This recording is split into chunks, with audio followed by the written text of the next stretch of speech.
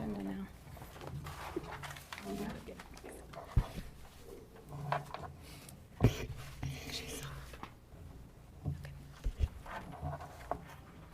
Good evening. Today is Tuesday, June 13th, and the board meeting was called to order at 5:15 p.m. today, with the board going directly into executive session under the following ORS. ORS 192.6602D to conduct deliberations with persons designated by the governing body to carry on labor negotiations. It is now 6:04 p.m. and we are reconvening our meeting with the public session, which is a business session. We have 3 board members absent this evening: Director Hyen, Director Avila, and Director Hinojos Presi. The rest of the board members are present. I just want to briefly mention that we have translation occurring simultaneously, but we also have an app that, if you're interested, you can download to your phone for Interactio. And we have these QR codes so that you can download, and then you could listen by just holding your phone up to your ear on your headphones, etc. The meeting event code is SKPS 2023. So that's SKPS 2023, and that's the Interactio, Actio. Am I saying that right? Actio. Interactio. So it's INTERACTIO app. Okay. I want to know, Director Avila is online. Wonderful. Thank you for joining us, Director Avila. All right. Let's see here. Oh, our land acknowledgement is next. So I will read our land acknowledgement. We are gathered today on the land of the Kalapuya, who are represented by the Confederated Tribes of the Grand Ronde and the Confederated Tribes of the Siletz Indians. The relationship between the Kalapuya people and this land continues unbroken to this day, and we offer gratitude for the land and for the generations present and past who have stewarded the land since time immemorial. We respectfully acknowledge and honor past, present, and future Native American and Indigenous students and staff of Salem-Keizer Public Schools. We invite you to join us in honoring these ancestral grounds and celebrating the resilience and strength of all Native American and Indigenous people. Next, we will move to the Pledge of Allegiance. Please stand. I pledge allegiance to the flag of the United States of America and to the republic for which it stands, one nation, under God, indivisible, with liberty and justice for all.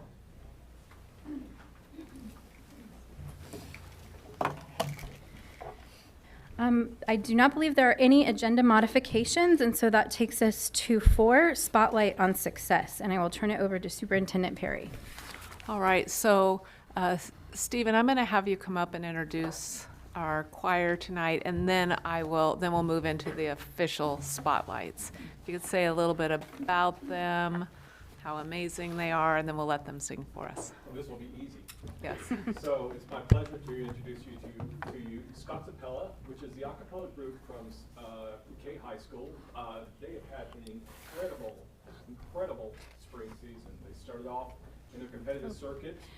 We need you, sorry to interrupt you, and then push the button when you're talking so that people online can hear There you. we go. Thank you. Now it's hot. There we are. All right.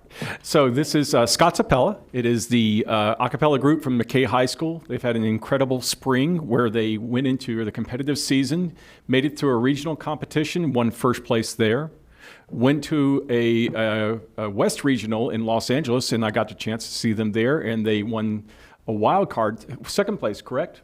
And then they got a wild card spot to go into the Nationals competition in New York City. And then they went to New York, won what they thought was fourth place. And then the judges recounted their results, and they came in second place in the nation. So we have a fantastic group to listen to this afternoon. Take it away.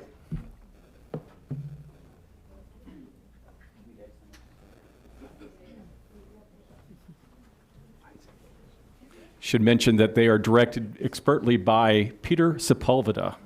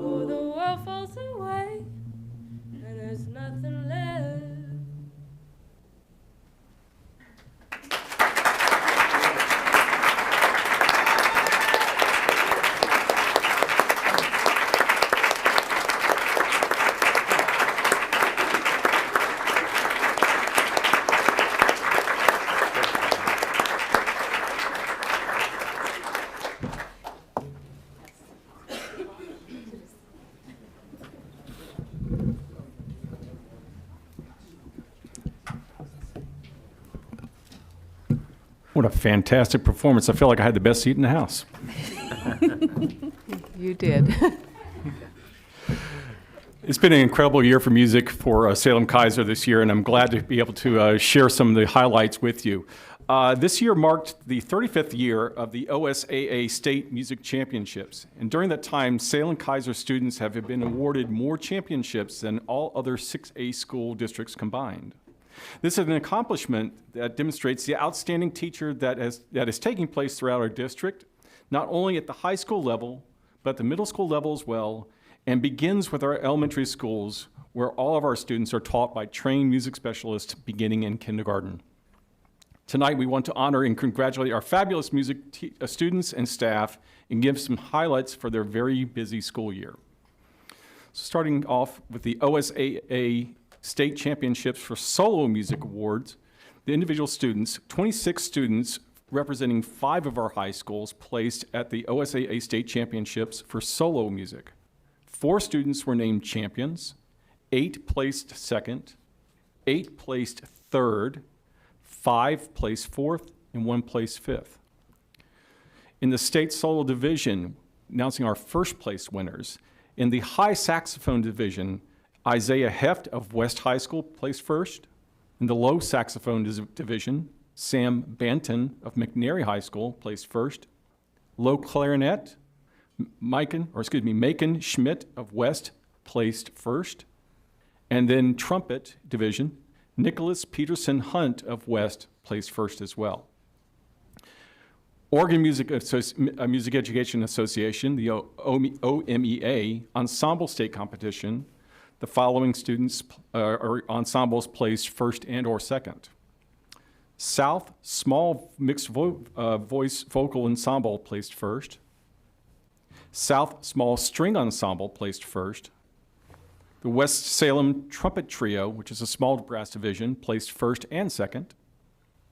And then the West Salem Trumpet Quintet Trio in the large brass ensemble division also placed first.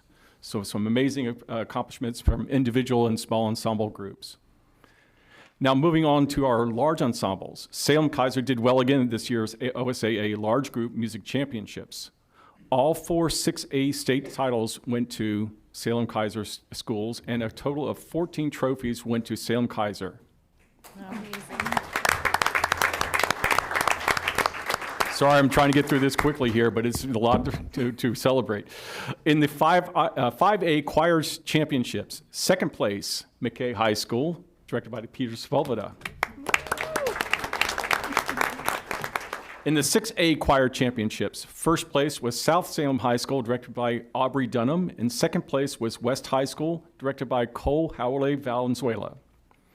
In the 6A Full Symphony Orchestra Championship Division, first place, we swept it. First place, West Salem, directed by Todd Zimbelman and George Thompson. Second place, South Salem, directed by J.J. Meyer and Damian Berdakin. And third place, McNary High School, directed by Elizabeth Herring and Sean Williams. In the 6A String Orchestra Championships, first place was West Salem High School, George Thompson. Second place, South Salem, Damian Berdakin. And in fifth place was Sprague High School, Lisa Real, director. Moving on to band. In the 5A Band Championships, fifth place, McKay High School, directed by Scott Abzardel. And then moving on into the 6A Championships, first place, West Salem, directed by Todd Zimbelman. And second place, McNary, directed by Elizabeth Herring. Moving on into jazz. In the 5A OMEA Jazz Championships, first place, McKay High School, directed by Scott Abzardel. And in the 6A division, third place was West Salem, directed by Ashley Alexander. Fantastic results from our spring festival season. Finally, wrapping up in our other areas here, the West Salem Marching Band, directed by Todd Zimbelman and Ashley Alexander, participated in the NWAPA Championships held at the University of Oregon. They won first place in their division, and then which was a part of the preliminary contest, and they advanced to the finals, and they won second place in the final competition for the state championship there. Finally, I should say that we've had some amazing accomplishments at the national level as well. You just heard from McKay's Scott Sapella and their amazing run this spring. We also had a trumpet ensemble from this district coached by Jamie Hall, who is the band director at Straub Middle School. The students in this group were Caden Blake and Nicholas Peterson Hunt and Nick Telford from West Salem, Keegan Arnsmeyer from McNary, and Ian King from Sprague. This quintet went to the National Trumpet Competition in Boulder, Colorado, and they won second place in the nation in the division. An amazing accomplishment and amazing teaching, amazing playing going on. And once again this year, Salem-Keizer Music earned the distinction, in the Salem-Keizer community earned the distinction of being one of the nation's top communities for music education as recognized by the North American Music Merchants Association. So it's with great delight and pride that we applaud our excellent music teachers and talented students for their outstanding accomplishments.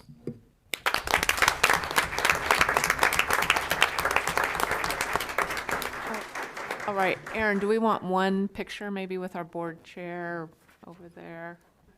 And then we'll move, let's do everyone with this. Yeah, okay, let's do the entire board. Let's do this. I know, come on, let's do this. Yeah. And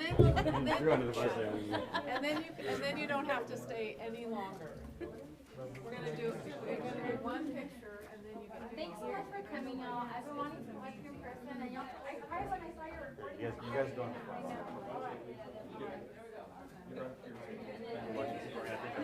I'm actually. Lenny's still working. You're showing 10 out there. All right. We'll do a couple pictures. Here's one, two, three. And one more. One, two, three. Thank you. Who's gonna be here next year? 'Cause y'all have, yeah. Okay. Every time. Some graduates? Some graduates. A lot of graduates. A lot of graduates. Oh, congrats and good luck, y'all. Keep singing.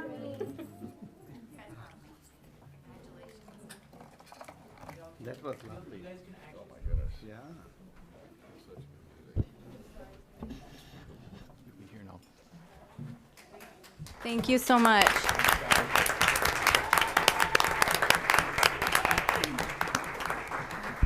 Okay, we're going back to the way we normally did it, and no one knows what that looks like anymore. So, Bethia, you get to come up here by me while he talks about you. And our board chair is going to come up here and join you with her certificate. Well, this is like how it used to be. So here we are. All right. Now I come Yeah, now you get to come forward. All right. Stephen, all yours. So good evening, Chair Carson Cottingham, Board of Directors, student advisors, and Superintendent Perry. I would like to start off by introducing you to Bethia Glebe. Bethia is a 2023 Crystal Apple Award nominee and is a music teacher at Sumter Elementary School and was recognized by the Oregon Symphony as Salem-Keizer's Music Educator of the Year in 2023. Bethia is an active member of in the overall Sumter community while also working to build community in her classroom. She expertly balances strong teaching with providing a place and a space for every student in her music program. In addition to her work at Sumter, she has also been a peer leader for all of our 42 elementary music teachers. During the weeks leading up to the holiday break, she provided a musical video a day, released in Advent calendar fashion, and featured favorite melodies presented so inventively based on her colleagues' requests. The Salem-Keizer Music Educator of the Year is sponsored by the Oregon Symphony. The nominees are reviewed by a committee of community members who visit each classroom, observe their teaching, connect with their local administrators, and interview the nominee. From this, the committee makes their selection for the final award. A fourth grade student at Sumter said that, quote, Miss Glebe is the best teacher you could ever have because she makes everyone in the entire school happy. She works really hard, and her work needs to be recognized. Amen.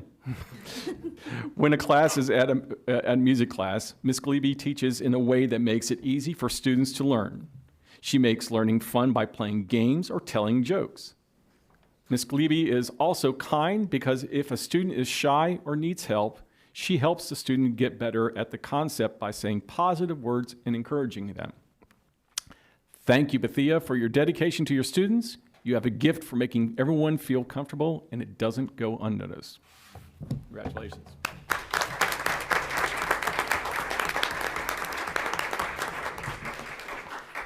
Bethia and I have this thing where I see her all kinds of places, and I can never place her with her school because I never see her at her school. I see her everywhere else. All right. Thank you. Our next spotlight is going to be presented by Aaron Harada, our Director of Community Relations and Communications. And how are you going to take pictures and do this? Okay, and you have to. Okay, and this is how it works. You have to call the person up first. Okay. Yeah. So only march me? There we go. Yeah.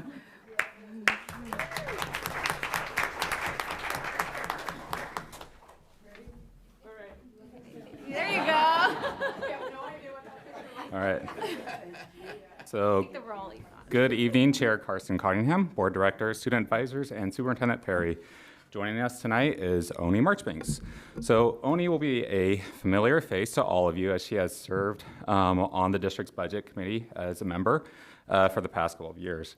Oni is a pillar in our community and was recently recognized with the Distinguished Service Award by the Salem Area Chamber of Commerce. As described by the Chamber, Oni is a lifelong learner and a visionary leader with a passion for understanding the human experience. Oni's transformational work impacts many in the Salem-Keizer area. As the co-founder of Equity by Design and the nonprofit Equity Splash, she works to create equitable outcomes for the Black and BIPOC community through educational experiences while also increasing visibility for Black-owned businesses. With a passion to grow these opportunities for the youth in our community, last year Oni helped launch the Zenzili Learning Center, a science and technology program which mentors the BIPOC students in science, technology, engineering, and mathematic fields. So congratulations, Oni, and thank you for all that you do for our students and for our community.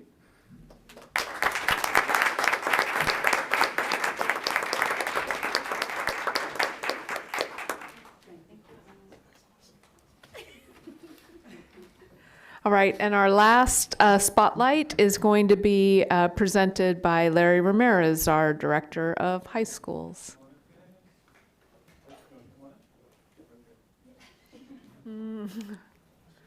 Thank you. Come on up. You can have your family come too. This table's a little low here. Okay. Chair Carson Cottingham, Board Directors, and Superintendent Perry, tonight I have the immense pleasure of presenting to you a spotlight on one of our 2023 graduates, Isaac Ayala Vega from North Salem High School. Isaac is among the first group of 7 extraordinary students that make up North's inaugural class of International Baccalaureate Program candidates. Isaac is a fierce advocate for the IB program at North and speaks with younger students about the program to help them recognize and take advantage of the opportunity. At North, students have the opportunity to pursue an IB diploma program or an IB career-related program. Isaac is completing the career-related program, which includes completion of an IB personal and professional skills course, 2 or more IB classes and exams, a CTE pathway, a career-focused reflective project based on an ethical dilemma, as well as a completion of service learning and language development requirements. That sounds very rigorous. Isaac was instrumental in developing a student mentorship program for the North IB programs. He recognized the need for an established peer support system to help younger students thrive. Isaac's advocacy has helped students, staff, and teachers recognize the emotional weight of the programs.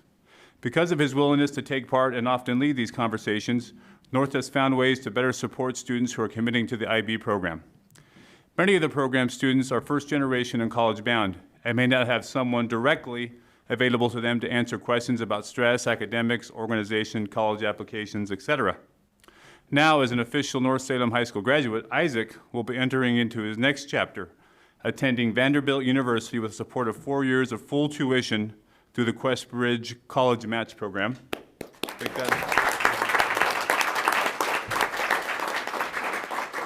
The following students are also IB program graduates: Tanya Lopez Flores, Pilar Carrasco Sosa, Daisy Cruz Rincon, Victor Lara, Francisco Gonzalez, and Elizabeth Valencia.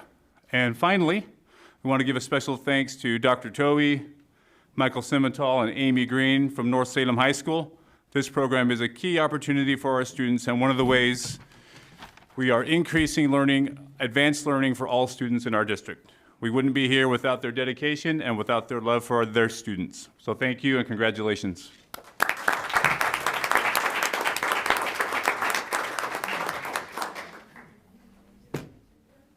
Good job.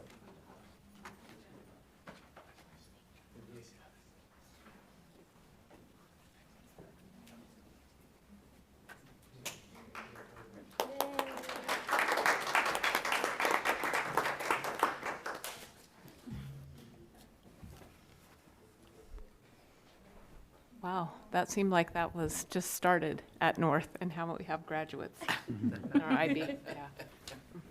Okay, we have a couple more spotlights to do that the superintendent is not aware of. Oh, Okay. okay. I don't know where Director Chandragiri is going. but Director Chandragiri is leaving. We're going to start with one for our amazing board secretary, but we're not going to make a big deal of it. We want to thank Alice for all of her years of service. We couldn't do this without you, and we just have a little something for you.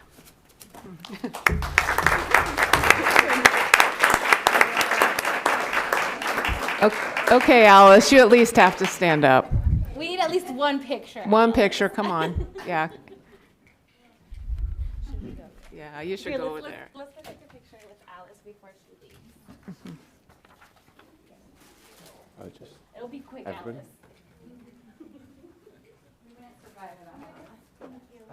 How well we have managed. Oh my goodness.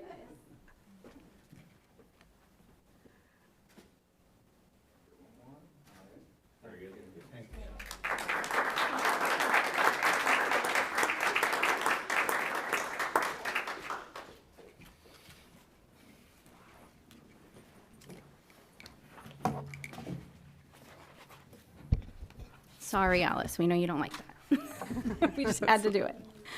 So our second one is for our superintendent, Christy Perry. This is her last business meeting. We're still gonna have other meetings. But we wanted to just take a minute to acknowledge you and thank you for everything. I mean, some of us have only been on the board for a couple of years, but we couldn't have done it without you. And just knowing the history of everything you've done in the district for your entire tenure and everything you've done for kids in Oregon, really, since you started teaching, is just beyond compare. I mean, you're irreplaceable. We are not going to know what to do without you. I'm not going to cry yet. That comes later. But just thank you for everything. We're really going to miss you. Yeah. And other board members, I think Dr. Chandragiri had something he would like to say. Superintendent Perry, thank you very much. I had prepared a little long reading, but I've been told no. I normally won't cry, but I'm going to say, I don't know. I just happened to be here, and you happened to be here, and we faced all kinds of things. I don't think I was prepared. Thank you for teaching me all along. And more than that, thank you for dedicating your entire career and your life for our children, education, as a teacher, superintendent, a visionary leader. I learned quite a lot from you. It was just serendipity that the perfect storm happened, and you and I had to sit together and face it. But really, that got me to reflect and basically look inward and see how I can grow, how I can mature, how I can change. I have a small gift for you. So I was kind of going through hundreds of thousands, almost like thousands of photographs. I'm one of those photograph geeks. I keep collecting. So, of course, I can't print all of them. So I just put a few of them as part of a little collage. Some of the random ones that really, and each photograph has a story. Each photograph has a memory. Each photograph is a lesson for me.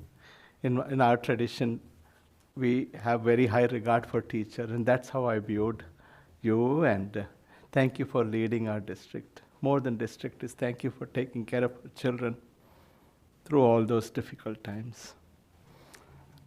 I just want to leave because, you're going to be retiring and going on vacation and tours. I didn't want to bring any other gift and flowers. I just want to leave behind with some simple photographs which I happen to click. Put it in a collage form. I'll leave the writing for you to read. And I'm not going to break down. So thank you very Yeah. much. It means a lot. Yeah. Thank you, Satya. Thank you. There's just no words. So I'm just going to say thank you. That we will continue to relish in the bittersweetness of what this transition is, but more than anything, thanks for your leadership, for your mentorship, for your big heart that you've dedicated to the district, but for children and families everywhere. So that's just irreplaceable. Thank you.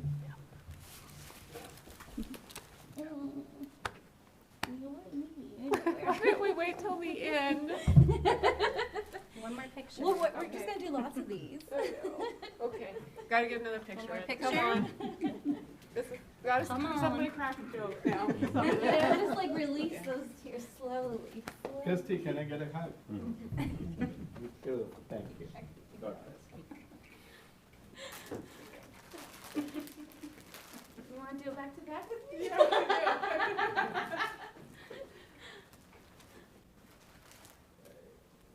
One, two, three. One more. One, two, three. Thank you. Thank you.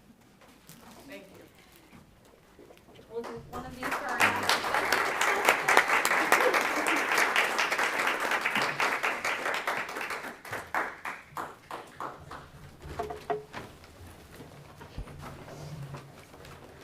Okay, and this is the biggest gift of all. Wait, we're not quite done. Oh. This is the big reveal. So, kids made this for you. And it's very heavy, so I want to carry it over there and drop it for the photo. But we might need one more picture up here.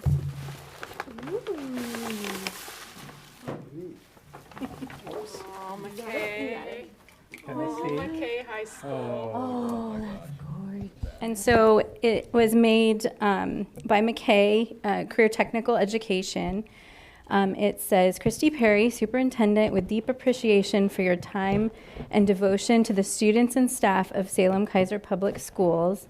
Has this cool little etching of Christy and then a graduation ceremony. And it's presented by the board, but made by kids from McKay. So thank you. It's 2014 to 2023.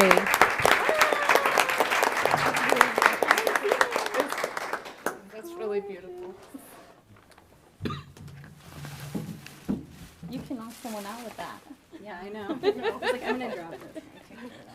It's really heavy, and I have no words, because if I have to say words, I'll cry. So Not we today. have a lot of board agenda left, but us, made by kids, you knew that would be super special, and McKay, for sure.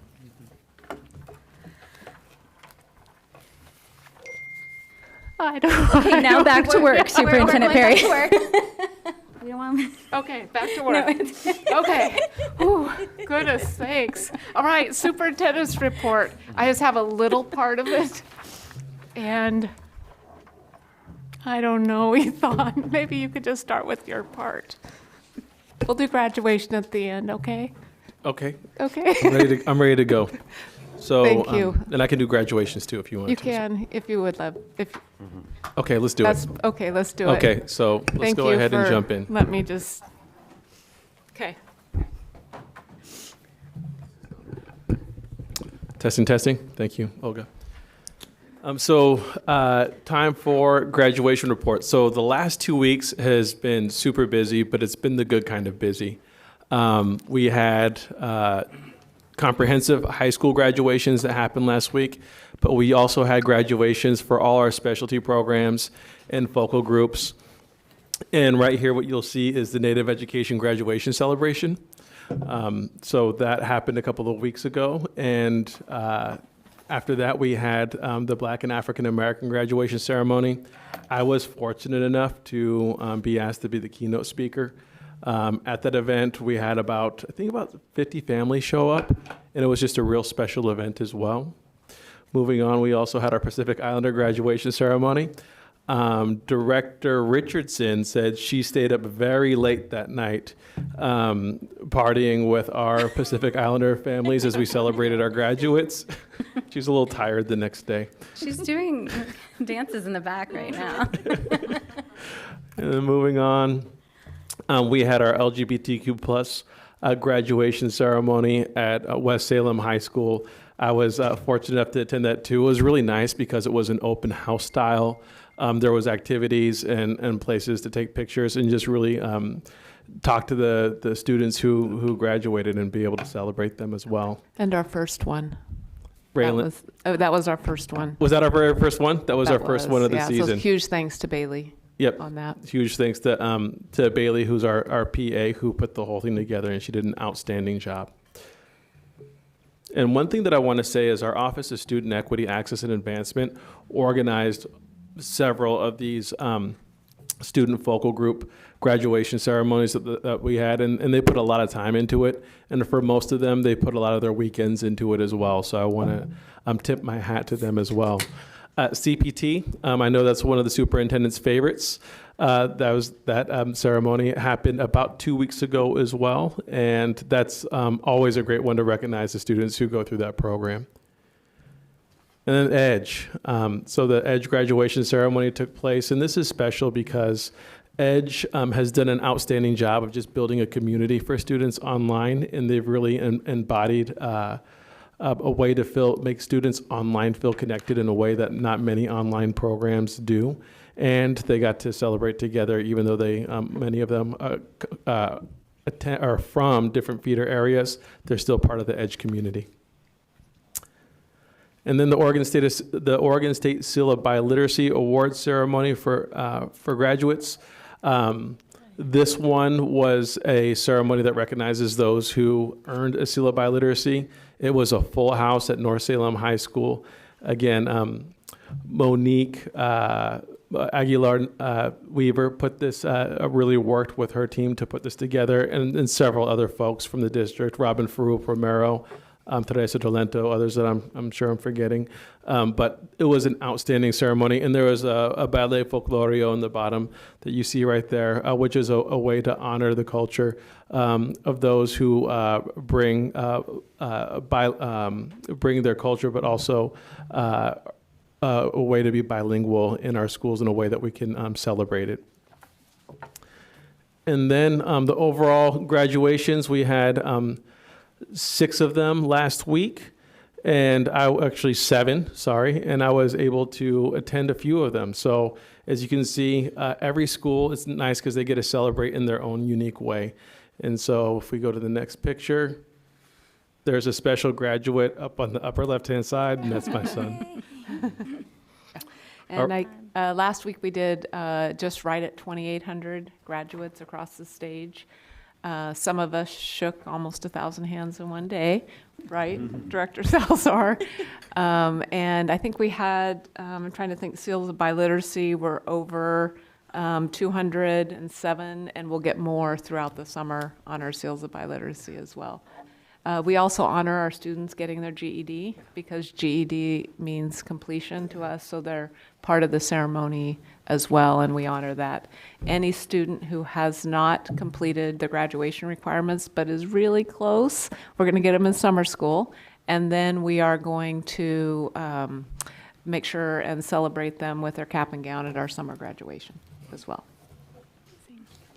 Excellent. Now it's time, I believe, for the update for, Juneteenth. Yeah, I have just 2 more slides. I'm You- good you're here, She yeah. tapped back in. Yeah. Okay. Good job. Let me tap out for a minute. That was very smooth.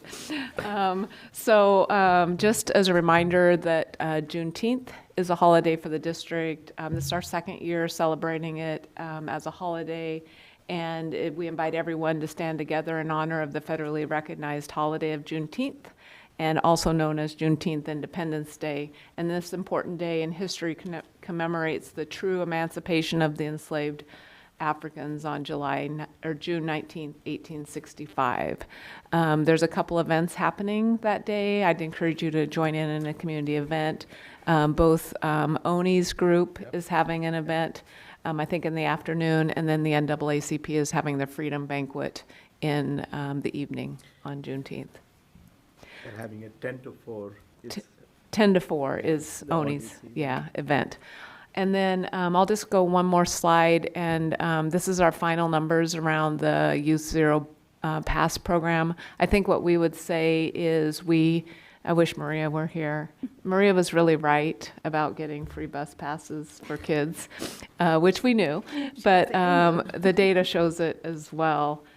Just really a super important benefit to our youth in the community to learn and to be able to ride on public transit. We see them often from McKay coming in and out on chariots as well. So I think it's really opened up access for our students, and you can certainly see it by the numbers. So with that, I'm going to turn it back over to you, Ethan, for the Safe and Welcoming Schools update. Thank you. Now it's time for the presentation that I prepared for and practice. So The other one sounded like you prepared in practice, so it was awesome. Thank you. So good evening, Chair Carson Cottingham, Superintendent Perry, Directors of the Board, Student Advisor McDonald. I have a Safe and Welcoming Schools Advisory Committee update for you. The Safe and Welcoming Schools Advisory Committee met twice in the month of May. We met on May 24th and May 31st. The three areas that the Safe and Welcoming Schools Advisory Committee focuses on is systems, fluidity, and proactivity. And on May 24th, the focus was on fluidity. So the fluidity is the practice of being responsive to safety needs when situations arise that prompt a shift in management or management of resources or planning that help us make safer schools. We had two very informative presentations. One was by Angie Legu, who's the behavior specialist at Hauk, and the other was by Monique Hauke, who is the behavior specialist, the social worker, thank you, at Waldo. So Legu described how Hauk designed a simple yet effective color-coded bathroom pass system that addressed behavior issues that were on the rise at Hauk. And the interesting thing about this is even though the system was very simple, it was effective. And what it did is it reduced the amount of misbehavior going on in bathrooms. It deterred students from misusing hall passes, and overall it kept students, one, behaving more safely, and two, being in classrooms and learning. And so and it gave people ideas of ways that they can bring safety to their respective schools. Hauke described the intricacies of support systems for students with a variety of social needs.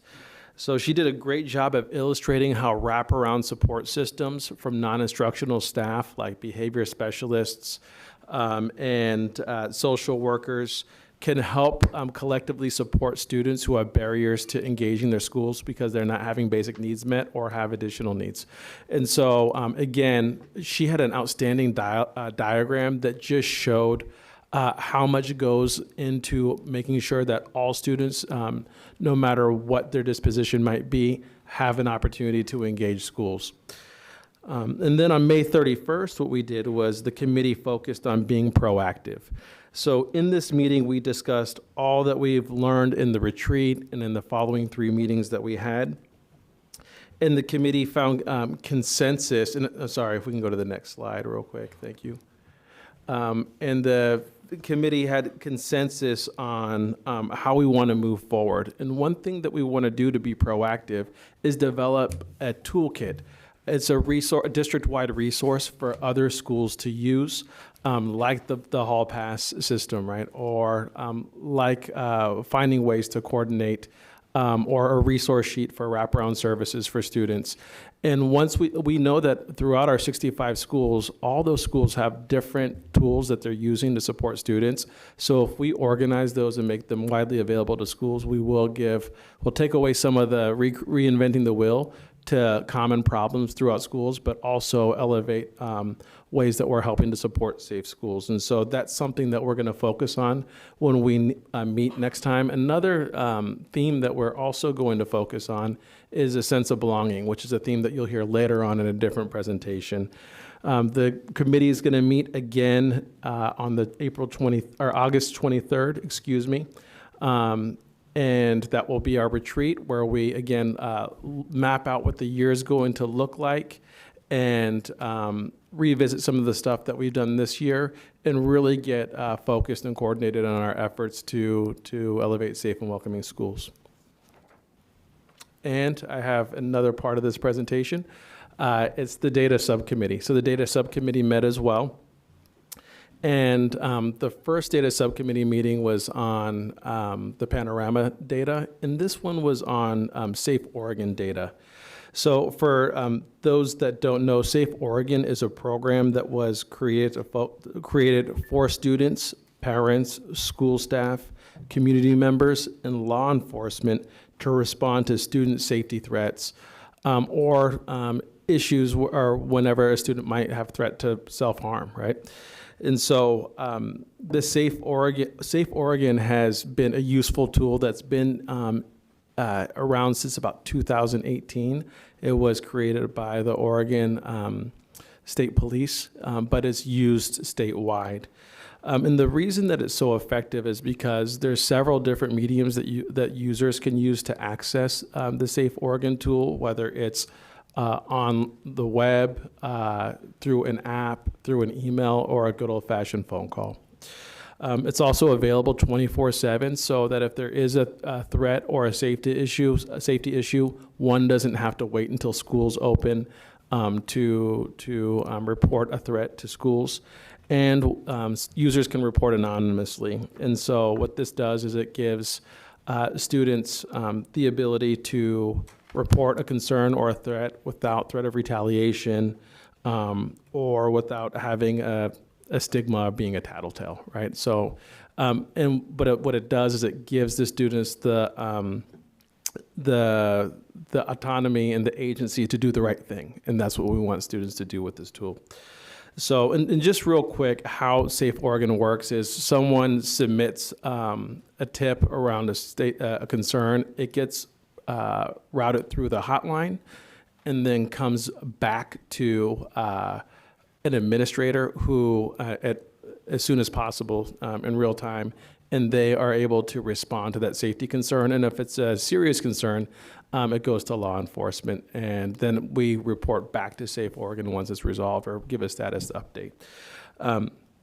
Here's some numbers for how the system has been used with Safe Oregon. It's since 2008, there's been 721 reports. There's been 175 incidents this year that have been reported. The top incidents that we see are bullying and harassment, drugs and vaping, suicidal ideation. And with those numbers, we have a range from 150 to 50. Threats to the planned school attack and non-safety concerns, right? And so a lot of these incidents are being reported, and some might be not turn out to be a real concern at all. But if we even stop one planned school attack, right, or save one life from a student who's expressing ideation, then the resource and the tip is definitely worth it. So it's a valuable tool in our school.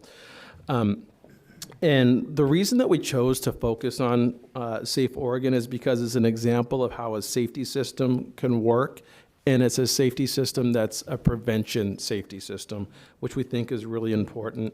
And we wanted to also analyze the themes that are surfacing through this system to see if there's certain types of safety incidents that are being reported more than others and who's reporting them. So one more thing I want to show you is a few graphics. These are hard to see, but I'll try to articulate what they show.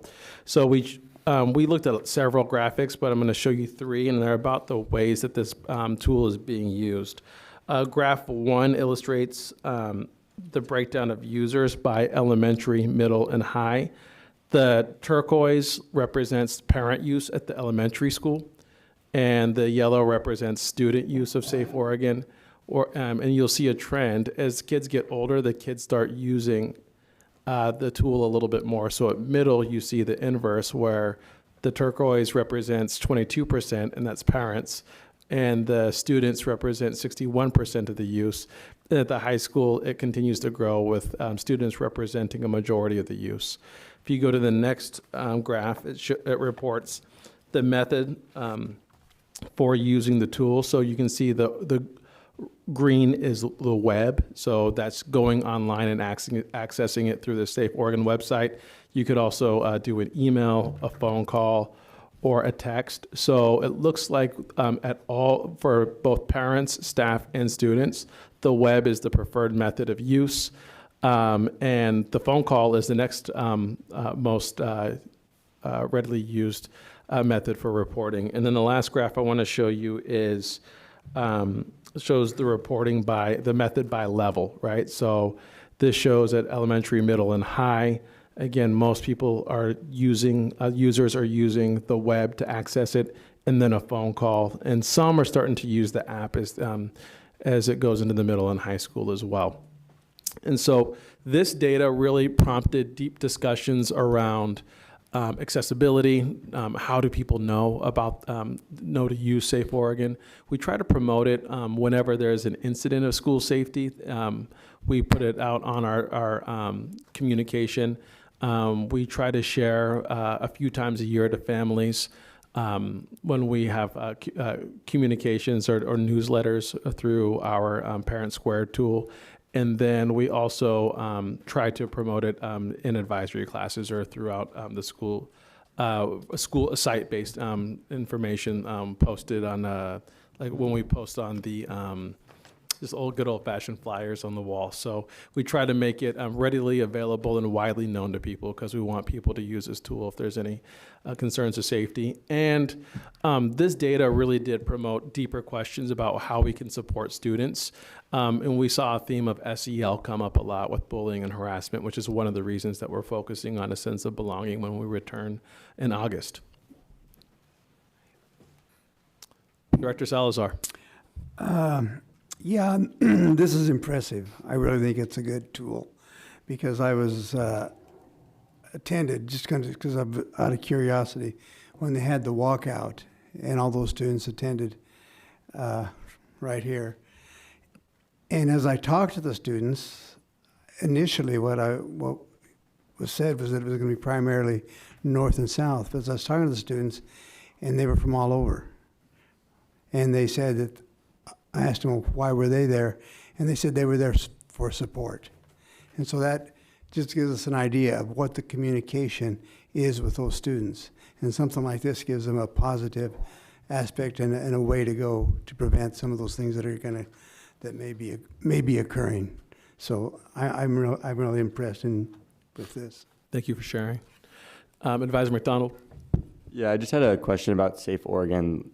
Do you know if it's available on Snapchat? I don't know the answer to that, but I can look it up.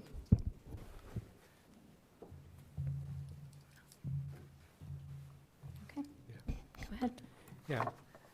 Thank you, Dr. Udo Sinata. I was there in the committee, and I think Safe Oregon is a very nice tool. I don't think it's in Snapchat, if I remember. It's a standalone app. I have it in my cell phone as well. And, one of the things that we discussed, I asked this question, is about, communities don't speak English. I think in the web version, there is a Spanish equivalent of it, but other languages and how we'll probably be, I don't think it is there yet, where people can find it in Arabic and other Russian or Marshallese, etc., and use it. This tool is a wonderful tool. There is an outsourced call center which takes all the calls and sends it to the state police and to the district. One of the questions I'm still left behind is how do we scale it up in such a way that there is a uniform way of everybody is using Safe Oregon, different communities. I'm not saying we have to have an answer today, but that would be one thing I would like to kind of continue to explore and scale it up so that people don't fall between the crack and we can intercept it like a Swiss cheese, right? So different languages or different communities, what community group we can reach. Some of the communities don't show up here, but we still have different ways to connect with them. So that would be one thought I had. Thank you. Yeah, real quick, just to piggyback off that, I think that would be a great thing to bring to this student district advisory group about how can we get that available to students because they might know what platforms, et cetera, are best. Absolutely, thank you. And we have a direct line, I believe, to our safety risk management service system or service department to Safe Oregon, so we can provide input as well and feedback too. Thank you. Thank you. All right. Next thing is the District Equity Committee report. So Cynthia, soon to be director. Well, it's still your director, Richardson. I'll let you introduce our guest.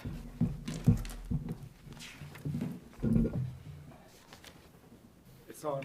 Yeah, you're good. No, you're good. Yeah, we fixed that earlier. Thank you, Cynthia. Good evening, Chairperson Ashley Carson Cottingham, Board Directors, and Student Advisor McDonald, and Superintendent Perry. It's our pleasure to be here today to share this year-long work that we've done this year. I'm going to let Karen introduce herself. Hola, buenas noches. My name is Doctora Karen Perez, and I work for Education Northwest, and I've been having the privilege to work with Cynthia in the Salem-Keizer Education Advisory Committee this year. So we'll be sharing a little bit about our work, or their work. Our work.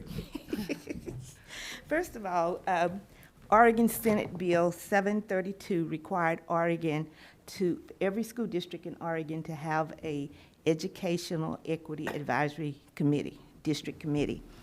The purpose of that board or that committee was to advise the school district board and the superintendent about the educational equity impacts of the policy decisions that were made. The committee was made up of students, parents, administrators, staff, district staff, and community members. We met each month, and we solicited the names of potential members first. We had over 240 applications of people that really wanted to serve on the committee, and we narrowed it down to about 24 in order to have an effective committee. The superintendent reviewed the recommendations, and the committee was organized. At this time, we'd like to share with you the accomplishments that we achieved. Month by month. September, we had the introduction and understanding of the committee's responsibilities. You should have in your board packet the complete report, and if you want more details, we also outlined the page numbers for those accomplishments. In September, Recording stopped.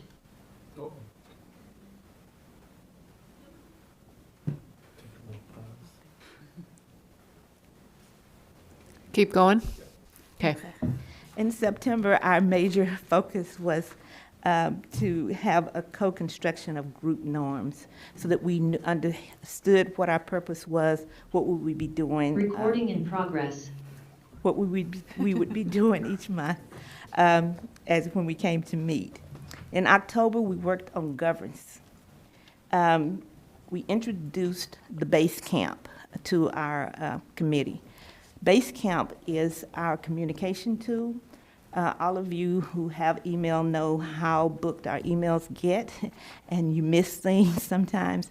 But Base Camp was the specific location for the committee to go to find any information about our committee. So co-construction of the norms was October.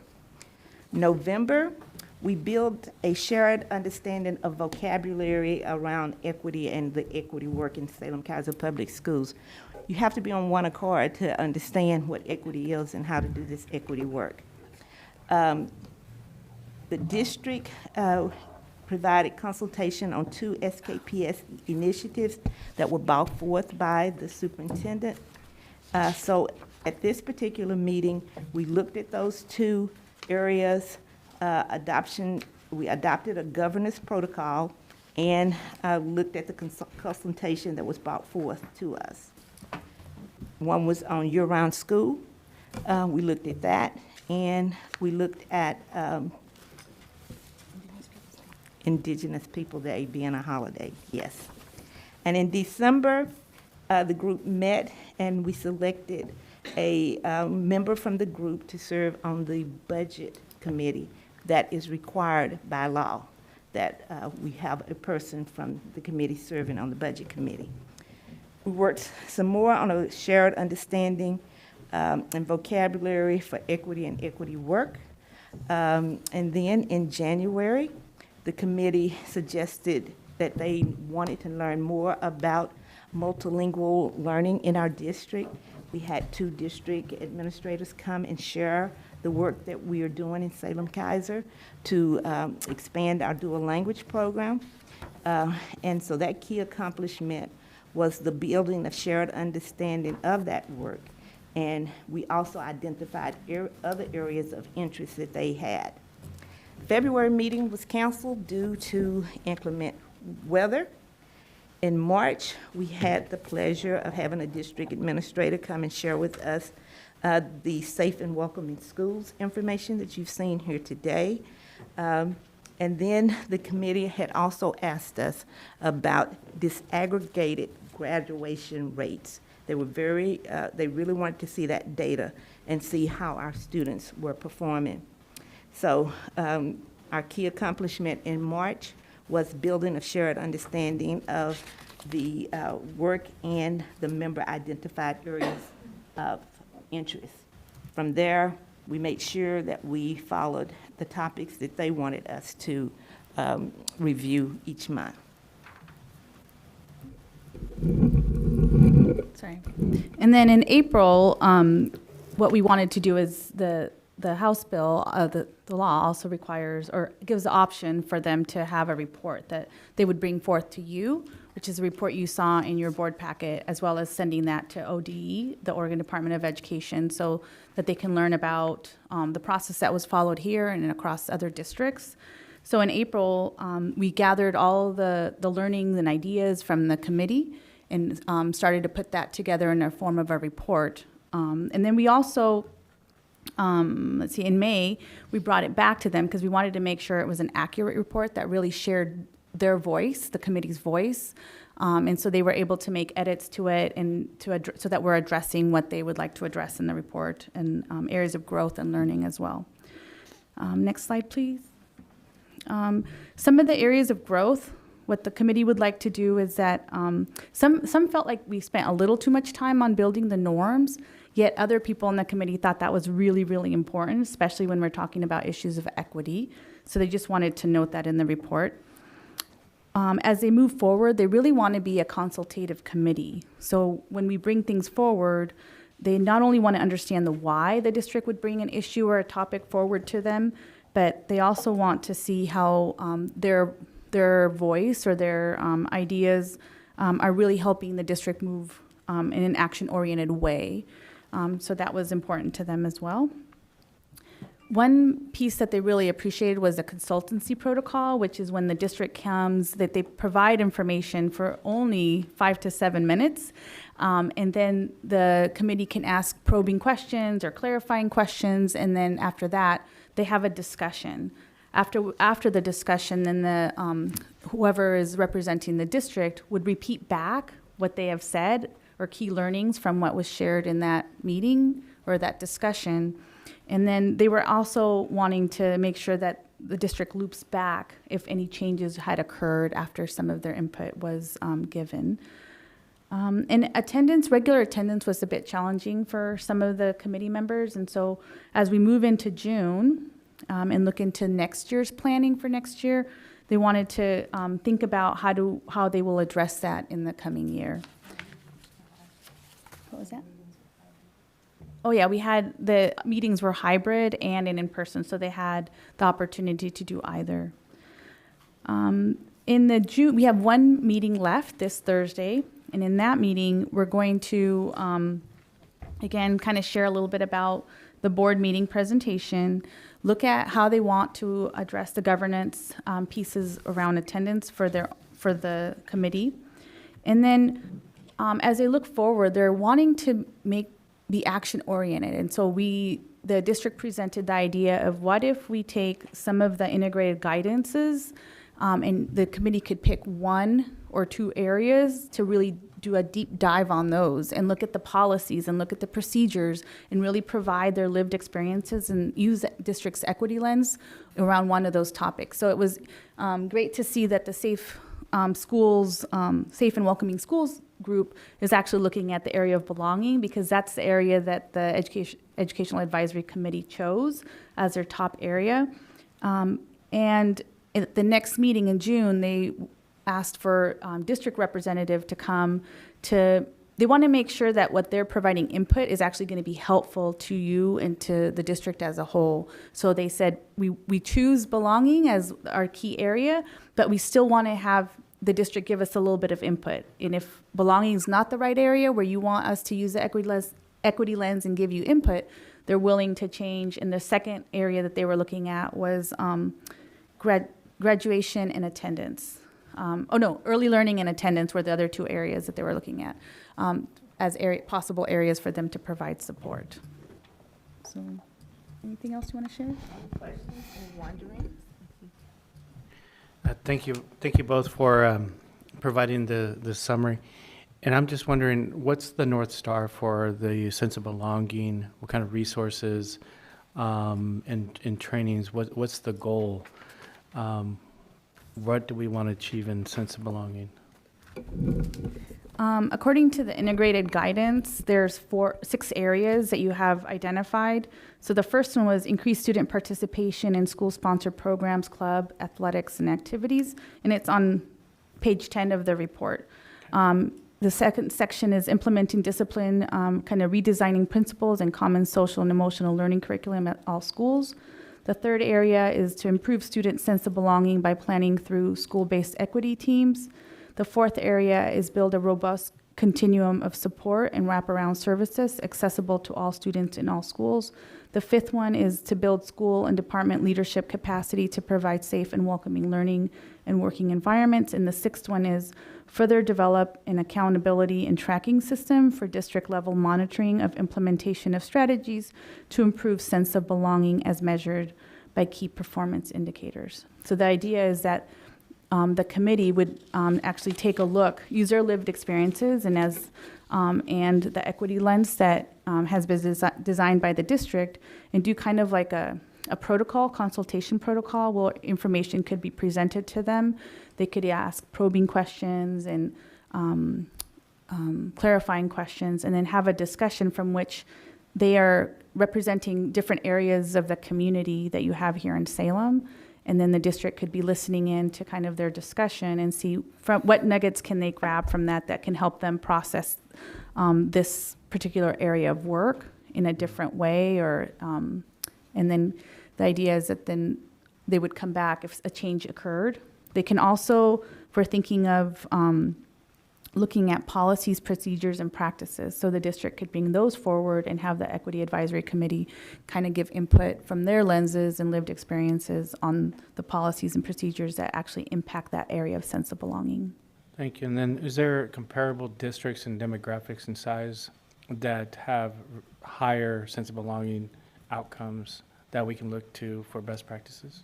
Yeah, that's something that I think as a whole, depending on what area, that's one of the pieces that your integrated guidance, you've chosen, your community has chosen that as an area of focus.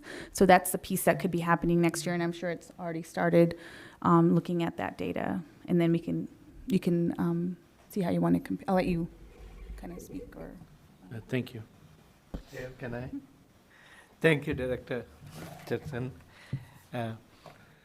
Thank you very much for this wonderful work you're doing.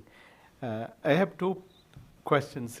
Is there a separate dedicated some kind of website or dashboard which your committee has so that other communities can look up and read or give input? The second part to that question is, does this committee go and visit different communities, like say, for example, our Sikh temple where most of our South Asians gather, or the Salem Islamic Center where, some of the Islamic families from Middle East and Africa. That way, you can literally become like a fact-finding, like a road trip to different communities. Some communities don't come out. I don't know what to say. They will never come to this meeting. But they do have an opinion. Same thing with Chinese community. So would that be something that can be considered moving forward? We can take it to the committee.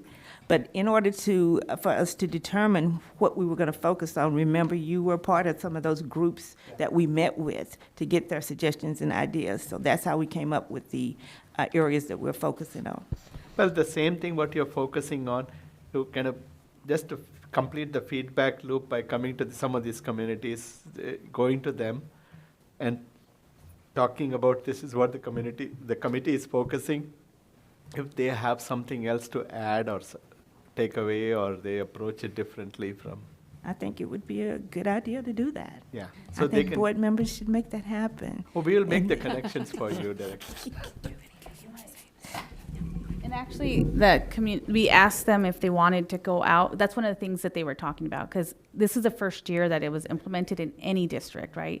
So I think that Salem-Keizer is in the forefront of building this, and it was, we're building it with the committee for the first time, and so that's part of the learnings. And one of the pieces that when we asked, like, oh, this would be great, because when we're looking at belonging, it could be that you go out into the schools or you go out into the community, because we know the focus area, and we'll know what policies, and they can gather information from the community.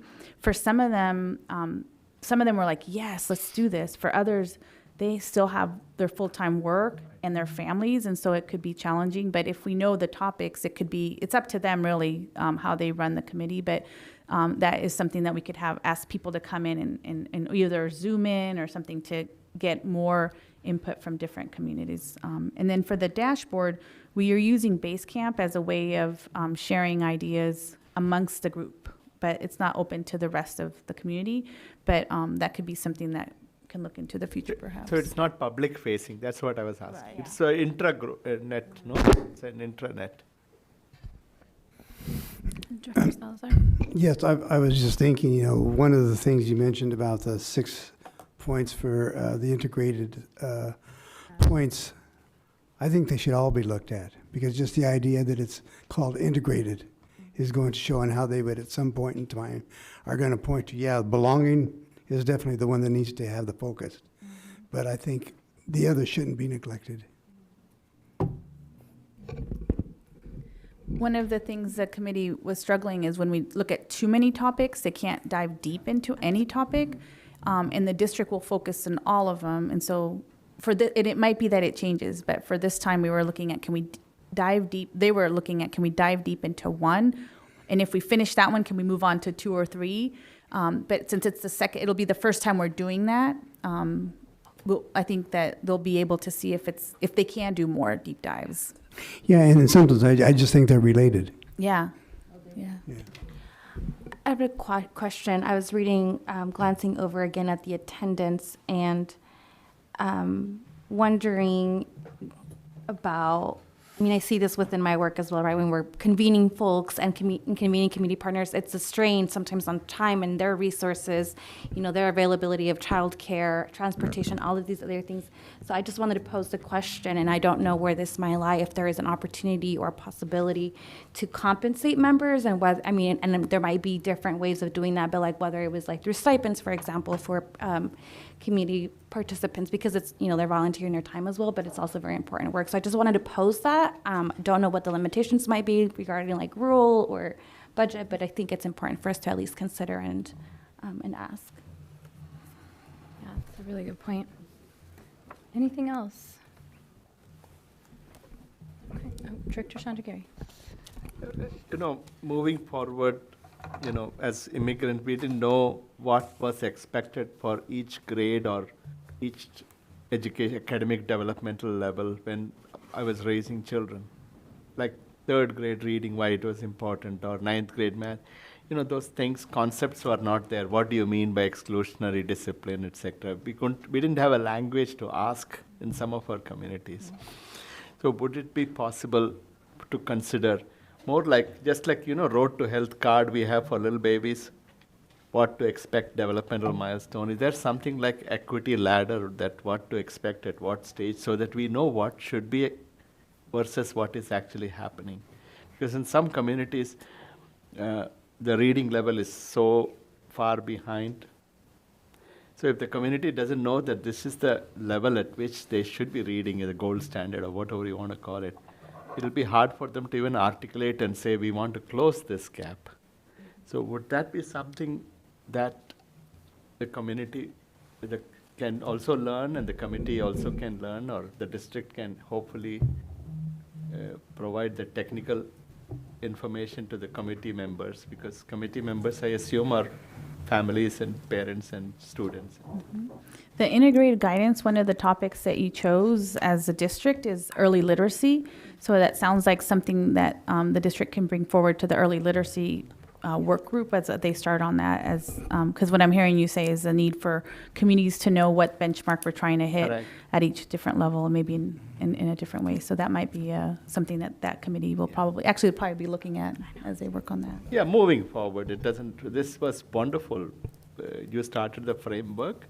Moving forward, because there's a gap in information and knowledge in different communities. That's what I figured out. Even we didn't know what to expect when our kids are going to school here. So even not knowing if I don't know what I don't know, then I can't even advocate for it. That's what I'm thinking. If people can be educated, then the committee members they can take a look at the data in a more informed way and say, how can we put resources to close the gap? That's what I was thinking. So at least some technical information, so there is a more robust feedback they can give. Yeah, and that's one of the pieces that we struggled with them sitting and getting a ton of information, because we need them to have that background and then them being able to provide their input. So we're trying to balance out some of those pieces. So we did have some sessions where it was like kind of getting a lot of information to get that background. And so we're trying to find that balance within the meeting so that they can do both. And I just want a quick reminder, are they 1-year commitments or 2-year commitments, or is there a variety? And that's what we'll find out in our meeting Thursday. Okay. Yeah. It's part of their governance. Yeah, because it takes time to build that knowledge. Yeah. I hope they continue. Well, thank you both for being here, and thanks for all of the really hard foundational work. I know I'm really looking forward to being able to come to the group more now that you've done all that really hard laying of the groundwork to ask for more input on all types of policies and things that are coming before the board. So thank you. Chair, can we take a break? Bio break. I was hoping we could get through public comment. We only have 3 people signed up. Is that okay? Then we have the break? Okay.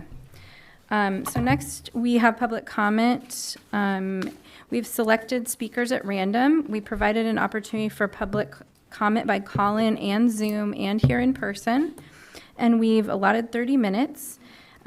Each participant has 3 minutes. Electronic mechanisms are used for translation. We have a countdown timer that's up there on the screen. It counts down from 3 minutes. At 30 seconds, it turns from green to yellow, and at 1 second, it turns red and plays a short bell to signal that time is up. Please try to be mindful of your pace for the interpreters.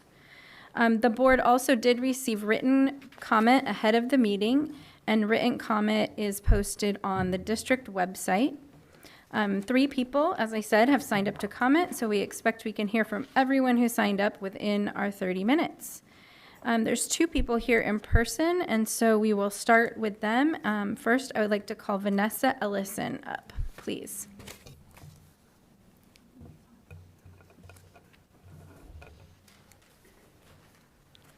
Hi, Vanessa, welcome. Tonight's been so much fun. I felt teary-eyed all night. It is fun, isn't it? Okay, sorry, my nerves. Yeah. Is it, did I go? Yeah, you're Oh, good to shoot, go. okay. I don't think you have to push the button, but just talk into the mic. Okay. Hello, I am a parent from here in Salem. My name is Vanessa, and thank you for your time and allowing me to speak. I'm pleading with you today to reinstate SROs in the schools next year and do something to prevent weapons from coming into the schools.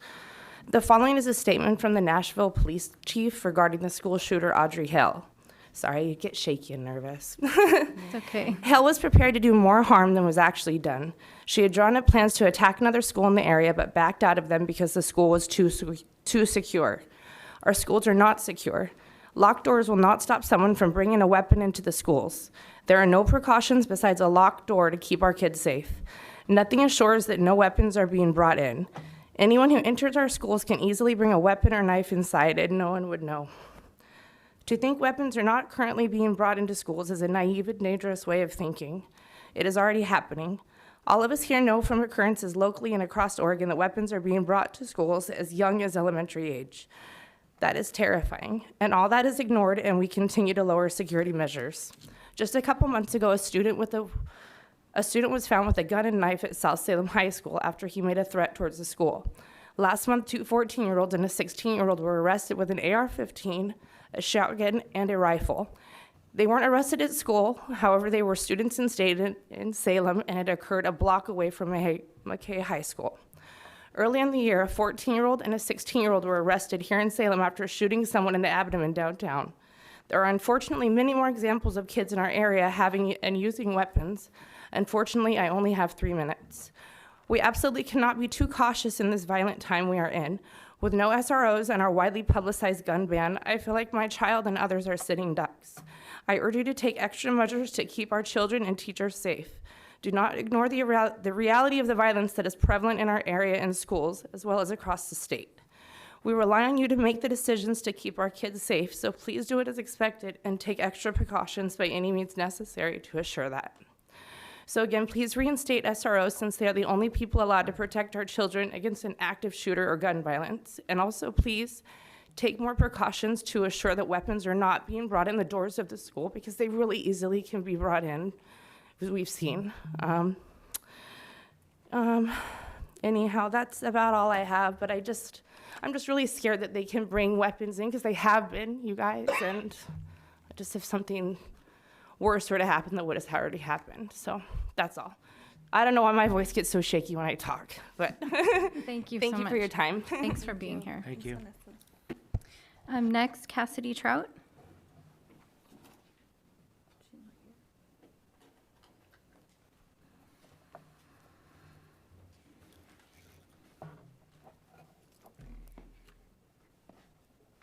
Hello, Superintendent Perry, Director Carson Cottingham, Board Directors, and Student Advisor. And I want to say thank you for opening the school board meetings up again. It is wonderful to be in person, and congratulations on your retirement, Miss Perry. I am a mom of 2 kids here in Salem-Keizer. I'm sorry, what she said just really kind of got to me, because I've got a kid at McKay, and it is really scary for our kids there. It's not really what I planned to talk about, but she really touched me with that, because I get scared every day that I send my kids to school. I know that half of our bathrooms at McKay are closed because of violence, because of fights. My son sent me pictures of blood all over the bathroom before, saying, I know you're gonna get a notice saying that I'm late for class, but please don't get me in trouble. I just have to go all the way across campus because I don't want to use this bathroom. And it really is very easy for anybody to bring anything into our schools. All you have to do is check in. They don't check bags. They don't check backpacks. And if we're not more careful, then something very serious could happen on our campuses and to our kids. And I know whenever my son was in 7th grade, I believe, at J. Gems, he actually found a backpack that had a very lifelike replica of a gun. And luckily he, has been around my husband's military, so he knows how to handle weapons and how to, do things correctly. So he was able to bring that to a teacher in an appropriate way, and they found out that it was just a lifelike replica. But what if it had been a real gun, And so it is very scary for us parents and for our kids. So sorry, I didn't mean to talk about that, but the reason that I did want to talk to you guys is because are still continuing to pass a lot of proclamations and, things that don't directly affect the education of our students. And I know that you guys are trying. I know that you guys are really working on hiring the academics of our kids, and I can really appreciate that. But I feel like sometimes you guys focus more on things that don't directly affect the education, that are more, more social issues, which they are important in some areas, but our kids need to be educated. They've got to be able to read and do math and, go out there and get successful careers. One of the things that I did want to talk to you about is the possibility of readdressing the dress codes on our campuses. I know at McKay, I see students, all the time wearing clothes with drug and alcohol. So if we can just look at that. Thank you, Cassidy. Thank you. Our next caller is on Zoom or phone, and it's Lori Doherty.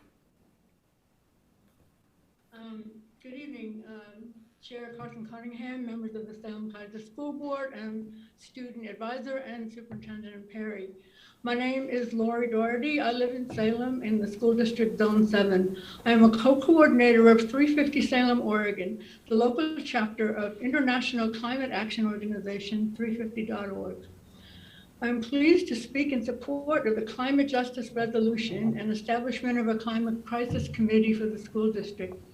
Many young people, including many Salem students, are concerned about climate change and aware of the impacts that climate change has and will continue to have throughout their lives.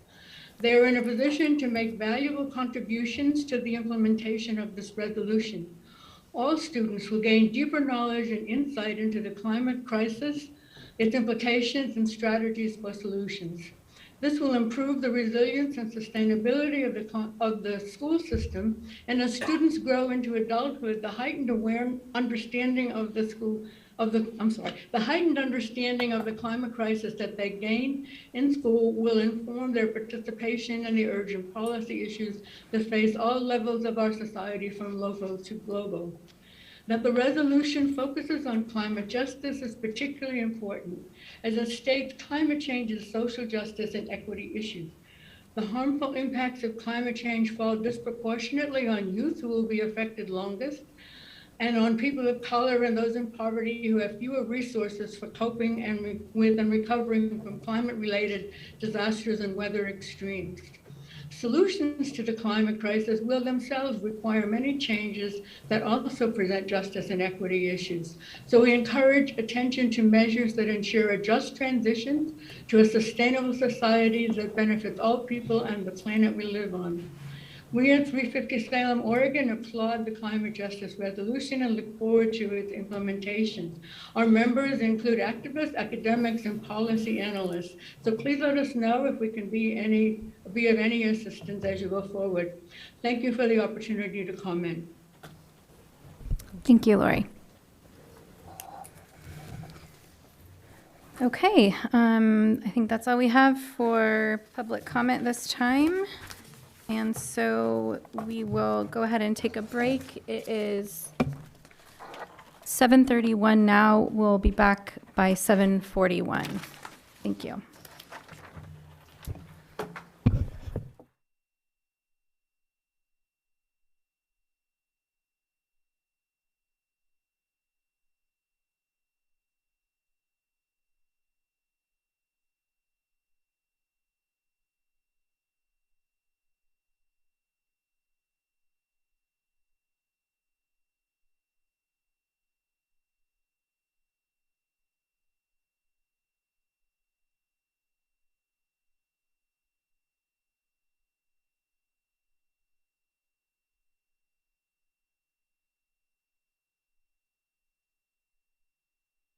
Come back on.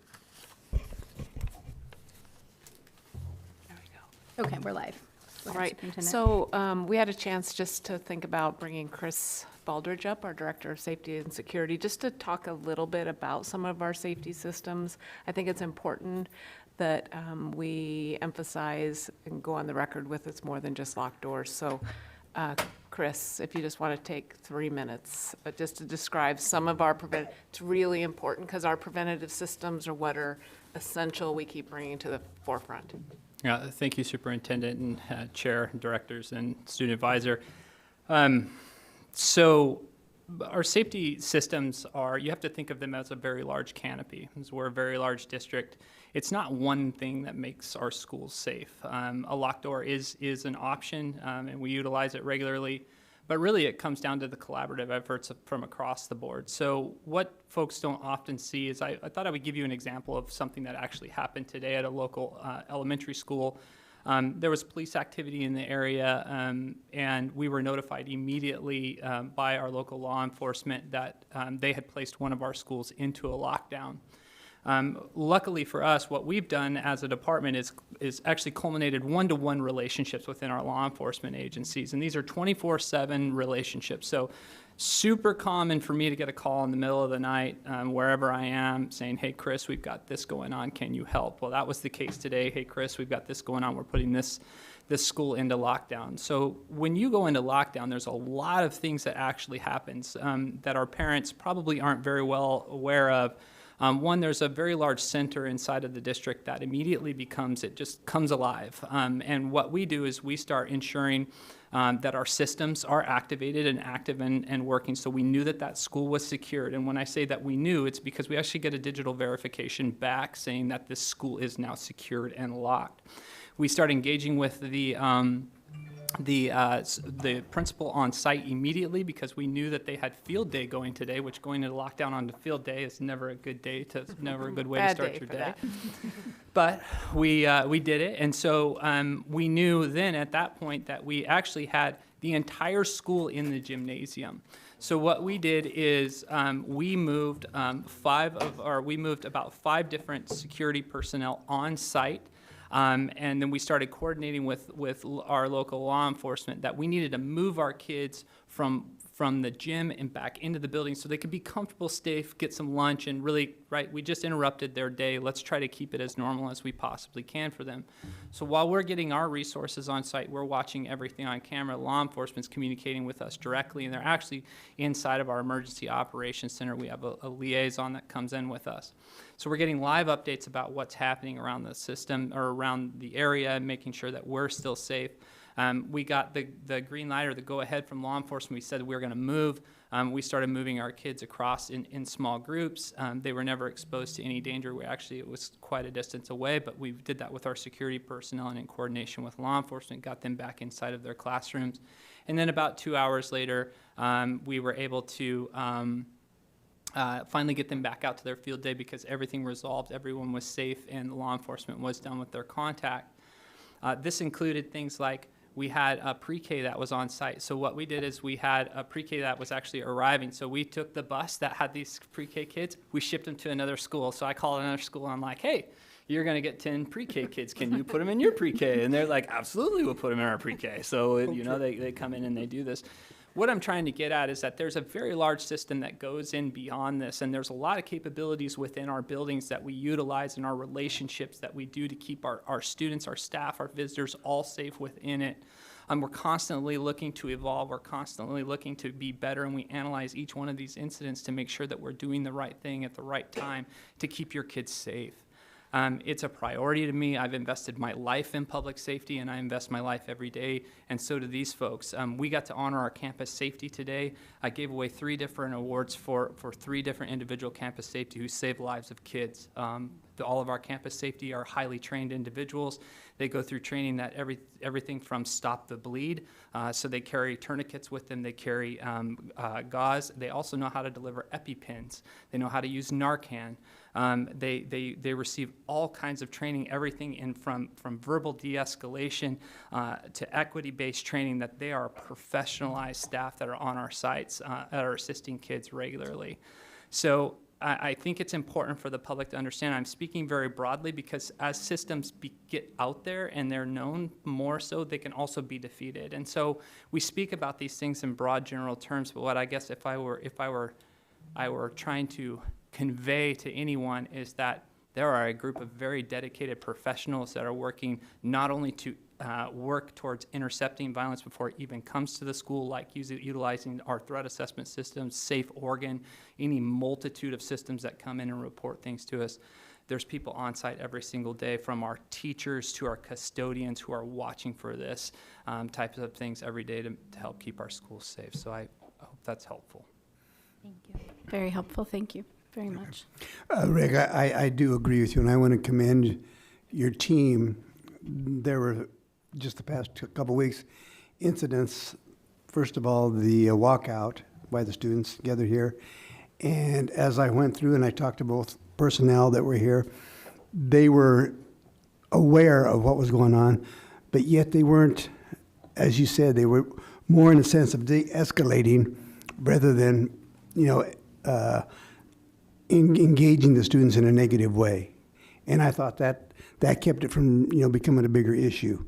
And also, as Christy and I said, we last Friday we went through the McKay and McNary graduates. There were 900 graduates, but there were another thousands of people there, and things went pretty smooth, I thought. Thank you. About 6,000 at McNary was our estimate. Yeah, thank you so much. Really appreciate it. Thank you. So, yeah, I think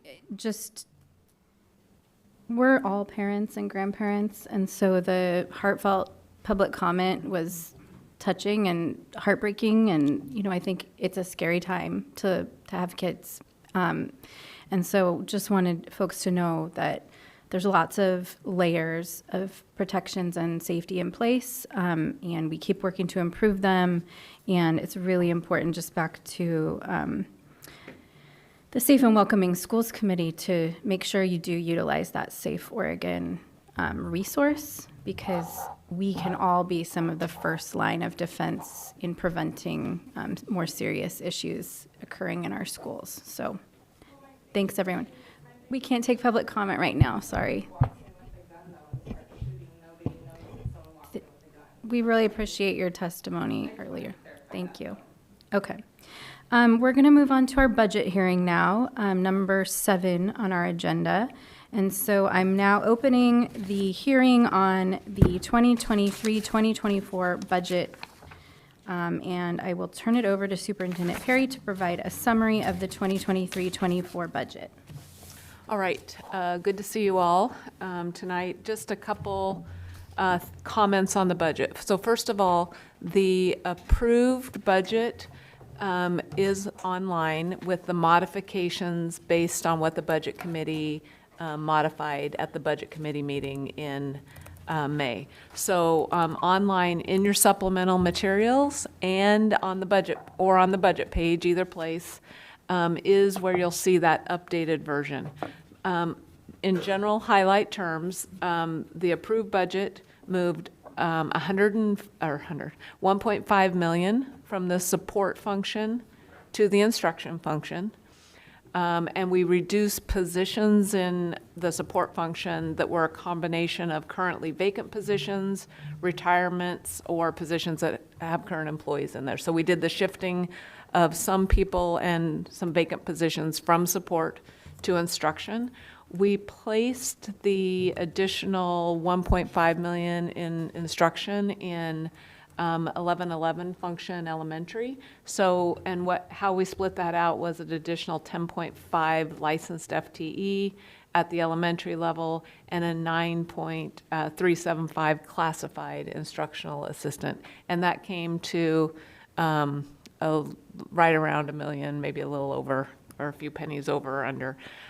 So that is what is in the approved budget online. Once you take the action to adopt the budget, then we'll update that to be adopted there. A couple of things, the legislature's still in session. It is looking like it's going to land about at 10.2 billion. Remember, the proposed budget is at 9.9 billion. That really, if we're just doing some rough math, we don't have an updated school fund, state school fund yet, but it might be about another 7 million in increased revenue. But there are some pending bills that we're still a little not concerned about, but will have financial impact. And one of those is related to the additional unemployment benefits during the summer months. And our initial estimates are ranging from 8 to 10 million. So that could negate the effect of any increased revenue, but all that will sort itself out in the next 2 days, 2 weeks, 2 months, as this legislative session seems to be a little bumpy. So I've never had that before in my time. So I thank the state legislature for giving me one more opportunity to learn as a school superintendent. Thank you very much for that. Contingency amount is 2.95%, dangerously low. And as a reminder, concerns about the financial stability given the low contingency and any bills that have financial uncertainties. Fingers crossed this gets through next school year without cuts. And then they'll have to take really close and careful measured action in the following year in preparation, especially when we think about the reduction of the ESSER and ESSER going away. One thing I picked up today is the high school success funds, which are part of our integrated plan. Those are all but flat funded. So there may even be some positions within our integrated plan that we have to go back to the drawing board with, because I'm just not 100% sure that's going to cover that, the FTE that's there. So, but the approved budget that you have before you gives us kind of the framework and tools we need to make any decisions moving forward into the year, and for our new superintendent as well. Thank you. There was no public testimony provided or submitted, for the 2023-24 budget, and no one signed up to provide public testimony on the budget this evening. And so with that, I will go ahead and close the hearing. We will have an opportunity to discuss more during our action items, if that's okay. We have a lot on our agenda, and so I'm going to try to go as quickly as possible so that we can get out of here by 9, because that's when our interpreters need to be out of here, right? Okay, so I'm closing the budget hearing. Next is our action item on the LGBTQ2SIA plus Pride Proclamation. Superintendent Perry, do you have a review of this item? Yeah. No major changes to this proclamation since last year, but a huge shout out to Bailey Anderson and her student advisory group, because they accomplished 2 firsts this year. One was the LGBTQ plus celebration for our graduates. The second was a Pride field day that was really important to the kids. So I just wanted to highlight that. Thank you. Okay, I will read the proclamation. So this is our LGBTQ2SIA plus Pride Month proclamation.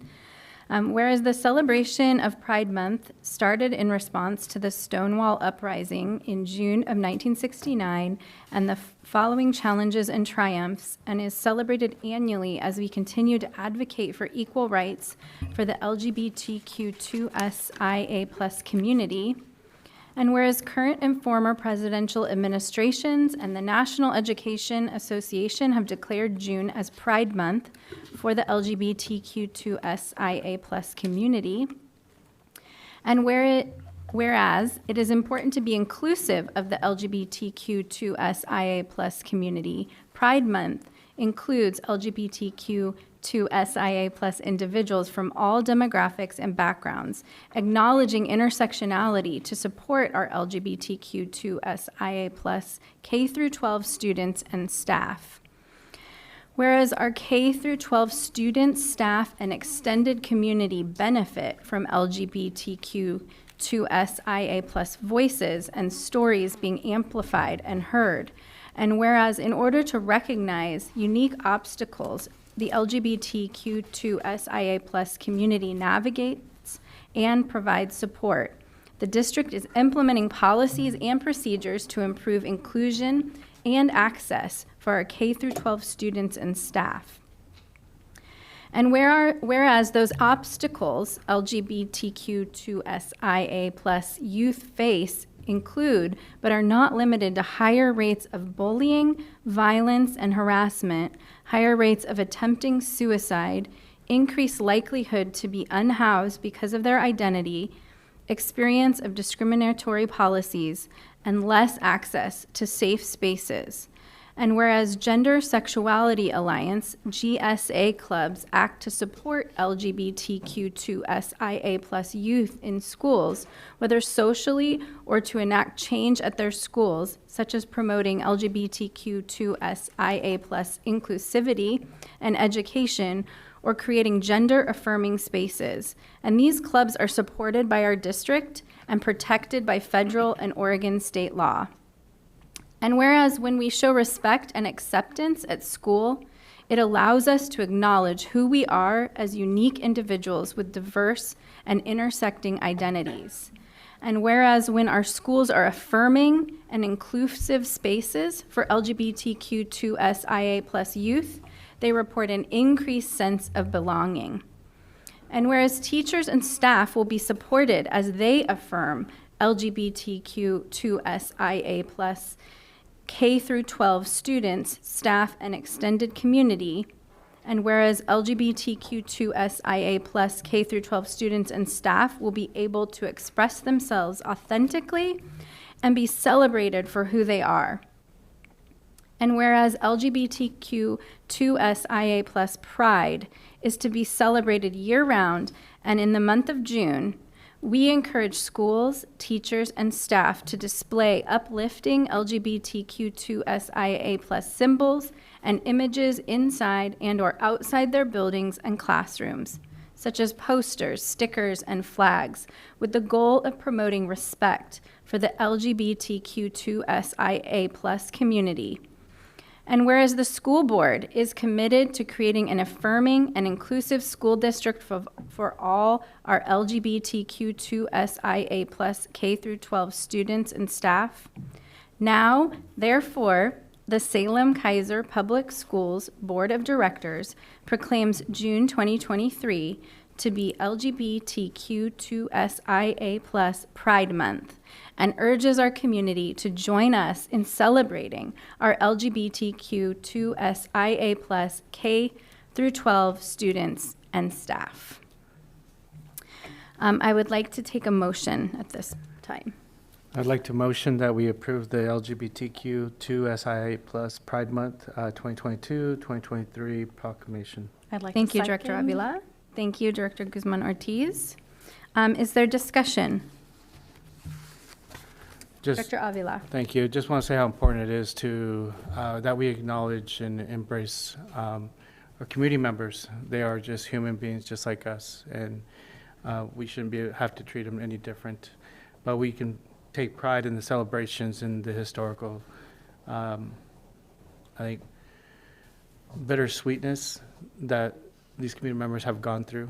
And today we need to continue to uplift them now more than ever when we have states, not in Oregon, that are doing the opposite, trying to make them go back into closets and not live their true selves and their identities. So to be able to embrace them and support them and uplift them and make them feel safe and belong and welcoming in our schools allows them to focus, allows them to be part of their community in their schools, and ultimately successfully graduate or pursue the skills that they want to continue on their life after high school. Thank you. Director Chandagiri. Thank you, Chair. See, like the previous years, I will be supporting the Pride Month resolution today. In this current climate, as Dr. Avila pointed out, our community need to heal, move forward, and not perpetuate any fear, prejudice, or any explicit bias within our community, district, or as leaders. I'll be supporting the resolution for a variety of reasons, including, it's a celebration of sacredness of life, and we support this resolution. That's how I see it. It takes a lot of courage to come out in front of family, friends, school, work, society at large. Even today, many youth face challenges associated with minority stress or unique experiences associated with victimization, grapple with feelings of shame, rejection, depression, sense of lack of belonging or connectedness. They're often the target of abuse, trauma, bullying, at risk of suicide, and this is clearly wrong. I want our LGBTQ+ youth to know that Salem-Keizer Public Schools belong to you and you belong to our schools. You are our children, sibling, friends, family, as much as anyone else. We need to embrace true inclusivity and belonging. There should be no place for hate, fear, prejudice leading to any bias. And we should make all efforts at promoting understanding, deep understanding, compassion, and healing in our communities. My mentor, teacher, and person who welcomed us in US was Dr. Fryer. He's a trailblazer in gay rights movement in American psychiatry and our nation. Because of all these reasons, I really would be supporting, like the previous years, and it's an important resolution. Thank you. Thank you, Director Chandagiri. Anyone else? Student Advisor McDonald. Just a quick word on this, speaking to, again, schools. I want to say, unfortunately, I've observed a lot of bullying, making fun of. There's a lot of real harassment that goes on from outside of the LGBTQIA plus community towards it. And so I think it is not a given that these students are all being seen all the time, and the more we can acknowledge and validate and appreciate the students who are a part of this community, we are making up for the lack of appreciation in others, because it's very, very real and still an ongoing problem. So I just want to highlight that as we go into this, because this is really important, especially coming from the top down. Let me just see their humanity and make that loud and proud. Thank you for that. All right. I have 2 sentences because I'm going to be quick because we're moving along.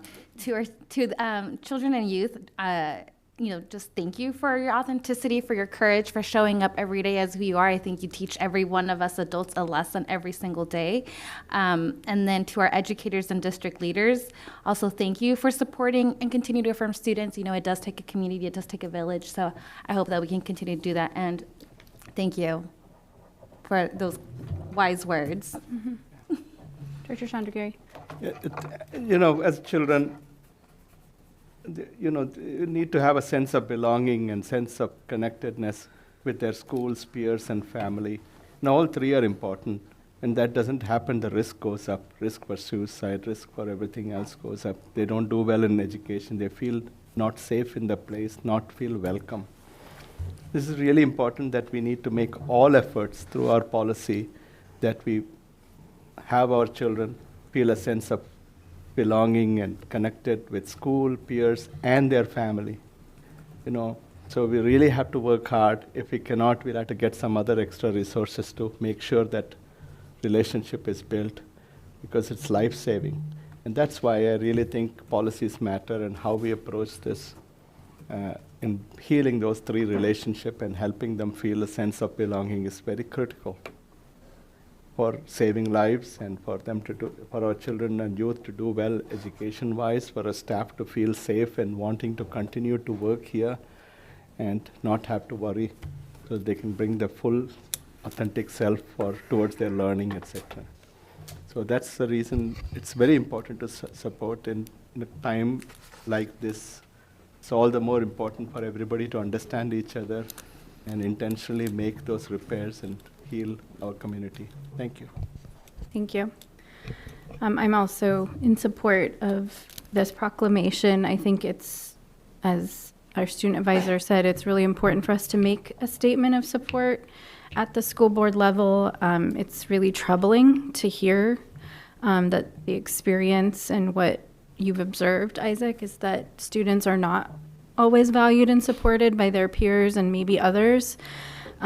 So I guess I would just encourage us that, while we may pass a Pride Month proclamation this month, that we be doing this work year-round, and that we call upon the community, the broader community, to be affirming, and that we talk to our friends and neighbors who are not affirming and start to work to move our community into a safe and welcoming and affirming community, because there's many across Salem-Keizer that are actively hateful towards this community, and it's really, really disappointing. And so I just call on the community to start listening and learning and turning towards a welcoming and safe space for all of our community members. It's unacceptable that so many experience hate still in 2023. So with that, I would call for a vote. All those in favor, say aye and raise your hand. Aye. Aye. Aye. Great. Passes unanimously. Thank you, everyone. Let's go to action item 8B, which is to appoint student advisors to the school board for school year 2023-24. We would like to welcome the 3 student candidates who were interviewed for the 2 positions of student advisor to the school board: Patrick Hersig Gutierrez, Linda Pappas, and Tierney Pickett. And then I'm going to turn it over to Mr. Dikopoulos to run the election. Thank you. The way that this has been organized is that you will be voting for advisor number 1, and you have at your board places this packet starting with the pink form. And so you will start with the pink form, and there's actually 4 pieces of paper in there if there needs to be more than one vote. So please vote for your pick for advisor number 1. You have, your packet has your board, has your name there, so we'll keep track of those. I'll collect them, So we only select tally one them. name. Just one vote for one name, and then we will do it, hopefully we will select advisor number 1, and then we'll move to advisor number 2. And I Dr. just, Shen- oh, I was going to say, I just want to note, there is no priority in terms of advisor 1 or 2. It's just for the No, sake of it's just the two. procedure. It's just 2 different ballots. Okay. So please mark for one name for advisor number 1. There Okay, are two- Director Chandragiri has a There question. are 2 of the students here. Can I ask Chair to ask them to identify themselves so that I can refresh? Sure. If you would like to announce yourselves. You want to come there and tell us your names, You can please? come, yeah, if you'd like to come up to the table, that would be great. Thank you. And I'm not sure if the third joined online. Tierney did not. Okay. No, not, he's, Oh, live stream. Okay, so watching. Hi, Tierney. I don't think it's on. Okay, I don't think you have to push the button, Don't- so try one more time. If you hold it down, we reverse it. So if you hold it down, it mutes it. Okay. Okay, Doesn't so make just, sense. just talk into the mic. Hi, Sorry. my name is Linda Pappas, and I'm from North Salem. Great, thank you, Linda. Hi, my name is Patrick Hersig Gutierrez, and I'm from South Salem High. Thank you both for being here.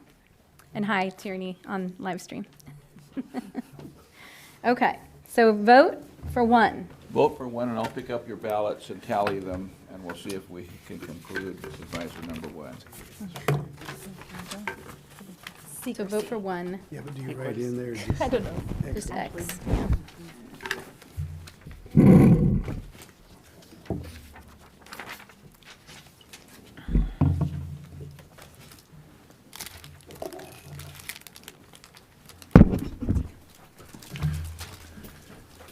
Director Chandragiri votes for Patrick Hersig Gutierrez.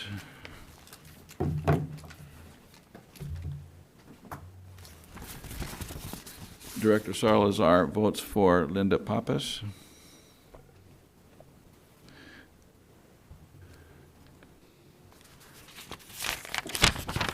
Director Carson Cottingham votes for Patrick Hersig Gutierrez.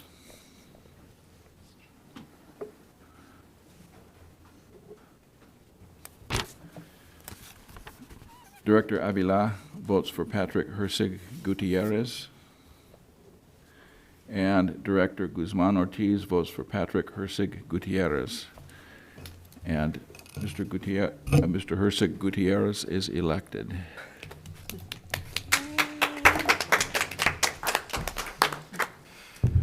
Same routine for the second ballot, and you will be filling out your yellow or your goldenrod This one? ballot. No, the goldenrod ballot.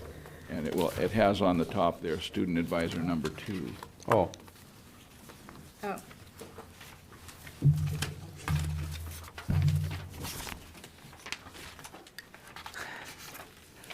this is such pressure. It's confusing, It's Paul. confusing, it's pressure. Congratulations to one of you. This is super hard, and I want to, while he's collecting, and we're working through this, I do want to say that I know our new superintendent's putting together a thing with the youth cabinet, and so I also know that she might be interested in Debating. engaging the third. I'm speaking for her right now, but I know that's what she'd say if I was in her head right now. You're just in sync now. We are totally in sync, but I know that's one of the things on her list is a youth cabinet. All 5 board members have selected Linda Pappas. by unanimous vote. Congratulations. Congratulations. Do they get to come and sit here today? Got an extra seat? If they really want to. Come and sit here, get used to it. Well, this is for the 23-24 Yeah, school yeah, year. we'll, We'll get yeah, you, you will we'll join get us you at the- next time. Yeah. We There's- won't there's make plenty you of suffer room through here. that. Are those tears of joy, Patrick? I'm just kidding. Congratulations, and thank you so much, Tierney, for applying, and we know you will still do amazing things during your senior year. So thank you all three. Thank you. Can we Thanks take a for- picture of you both? Newly elected. How do we want to do that? Oh. Yeah. Thank you. Silly Thank ways. you. Thanks. Thanks for your courage in applying. Thanks for stepping up.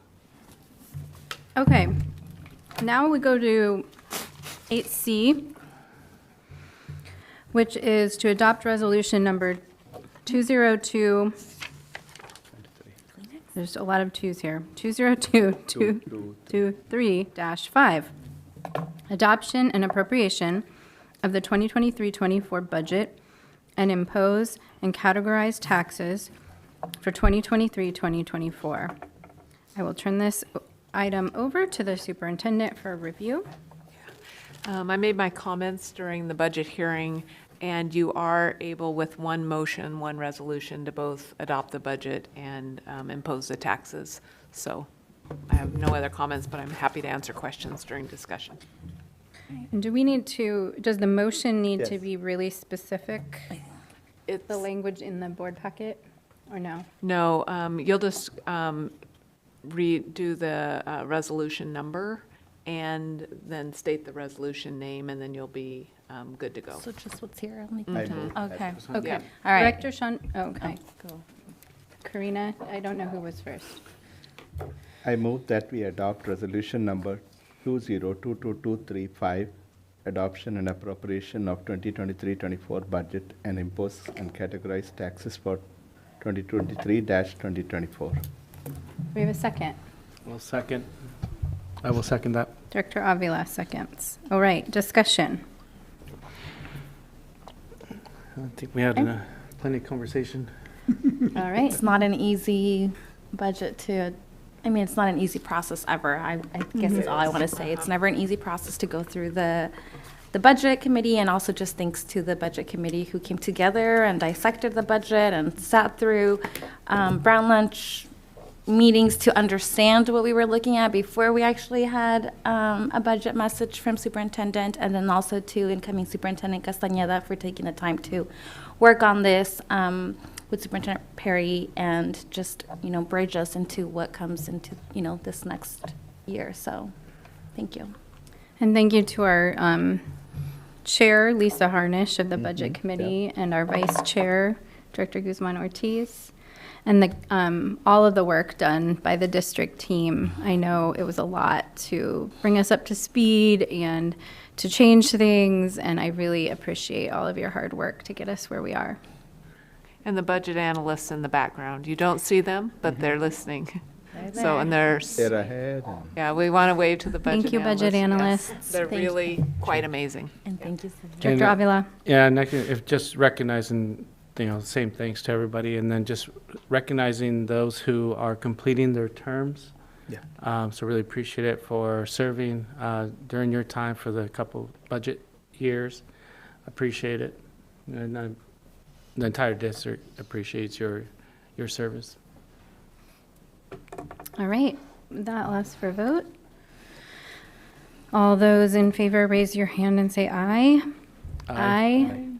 All right, the budget passes unanimously. That brings us to our consent calendar. Superintendent Perry, do you wish to review any of the items on the consent calendar?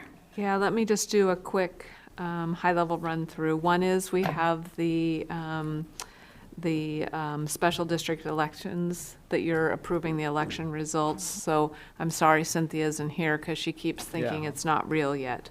So it'll be real after the consent calendar tonight. Cynthia, I hope you're listening. The climate justice resolution, Isaac, thank you for a few of the edits you gave. So there's just some minor edits there. And then the adoption of the annual resolutions. This is all of your fiscal resolutions that prepare you for next year's budget season. You saw these when we changed COOs multiple times, so we thought they were great to be in the consent calendar at this point. Thank you. All right. If nothing is pulled, I'll ask for a motion. I'll motion that we approve the consent calendar as is. Great. Is there a second? I'll second it. Thank you. And let's vote. All those in favor? Can I make a quick comment? Well, I guess just disclose a possible conflict of interest with a family member on the list of personal actions. I don't know. I think my family's taking over, but. What family member? Anel Castro Jimenez, sister-in-law. Too remote. Okay. Thank you. Okay. All right. So all those in favor, say aye and raise your hand. Aye. Aye. Great. Consent calendar passes. Thank you. All right, that takes us to number 10, our readings and discussion. We are going to have Deputy Superintendent Udosnata do a review of the middle school language arts and social studies curriculum.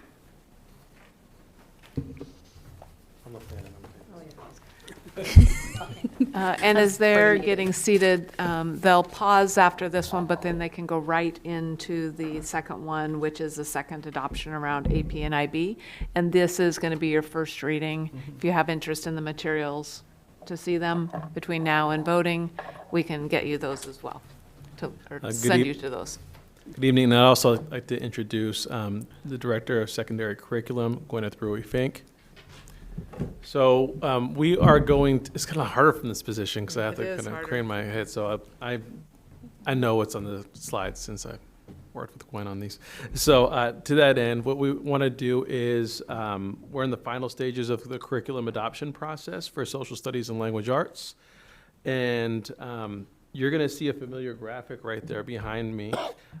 It's showing where we are in the process, and you'll see that we've already gone through the steering committee, reviewing materials. We've piloted materials.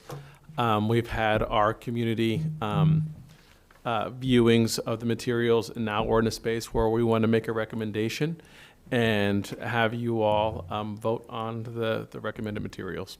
And so if we go to the next slide, I just want to show you, do a recap of the pilot process. And so I do need to turn and look at some of these things. But so for language arts, we did review, we looked at several different curriculum, and the ones that emerged as the finalists for language arts were Houghton, Mifflin, Harcourt, and McGraw-Hill. For social studies, there was Savas, McGraw-Hill, and TCI History Alive. And when we were looking at the content, we were really reviewing it for accessibility. How user-friendly was the materials for students and staff to use? To what extent was there space for differentiation for different level learners? What was the quality of the supplemental materials that were available? Cultural relevance, was there culturally relevant materials and texts, and was there availability in different languages?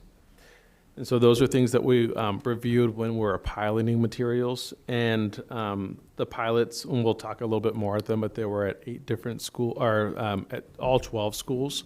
The most that we had in one given school was at 8 different schools, or one level was 8 different schools. As you can see right there, and that was at the 8th grade for language arts. But we want to make sure that we had a broad cross-section of schools that were reviewing the materials and really digging in, rolling up their sleeves, looking at them, getting input from students, talking amongst colleagues about the pros and cons of the materials. You go to the next slide, please. Then we went to our community listening sessions. We had 6 listening sessions between the months in the spring, and I was able to attend one of the listening sessions on the west side of town a few weeks ago.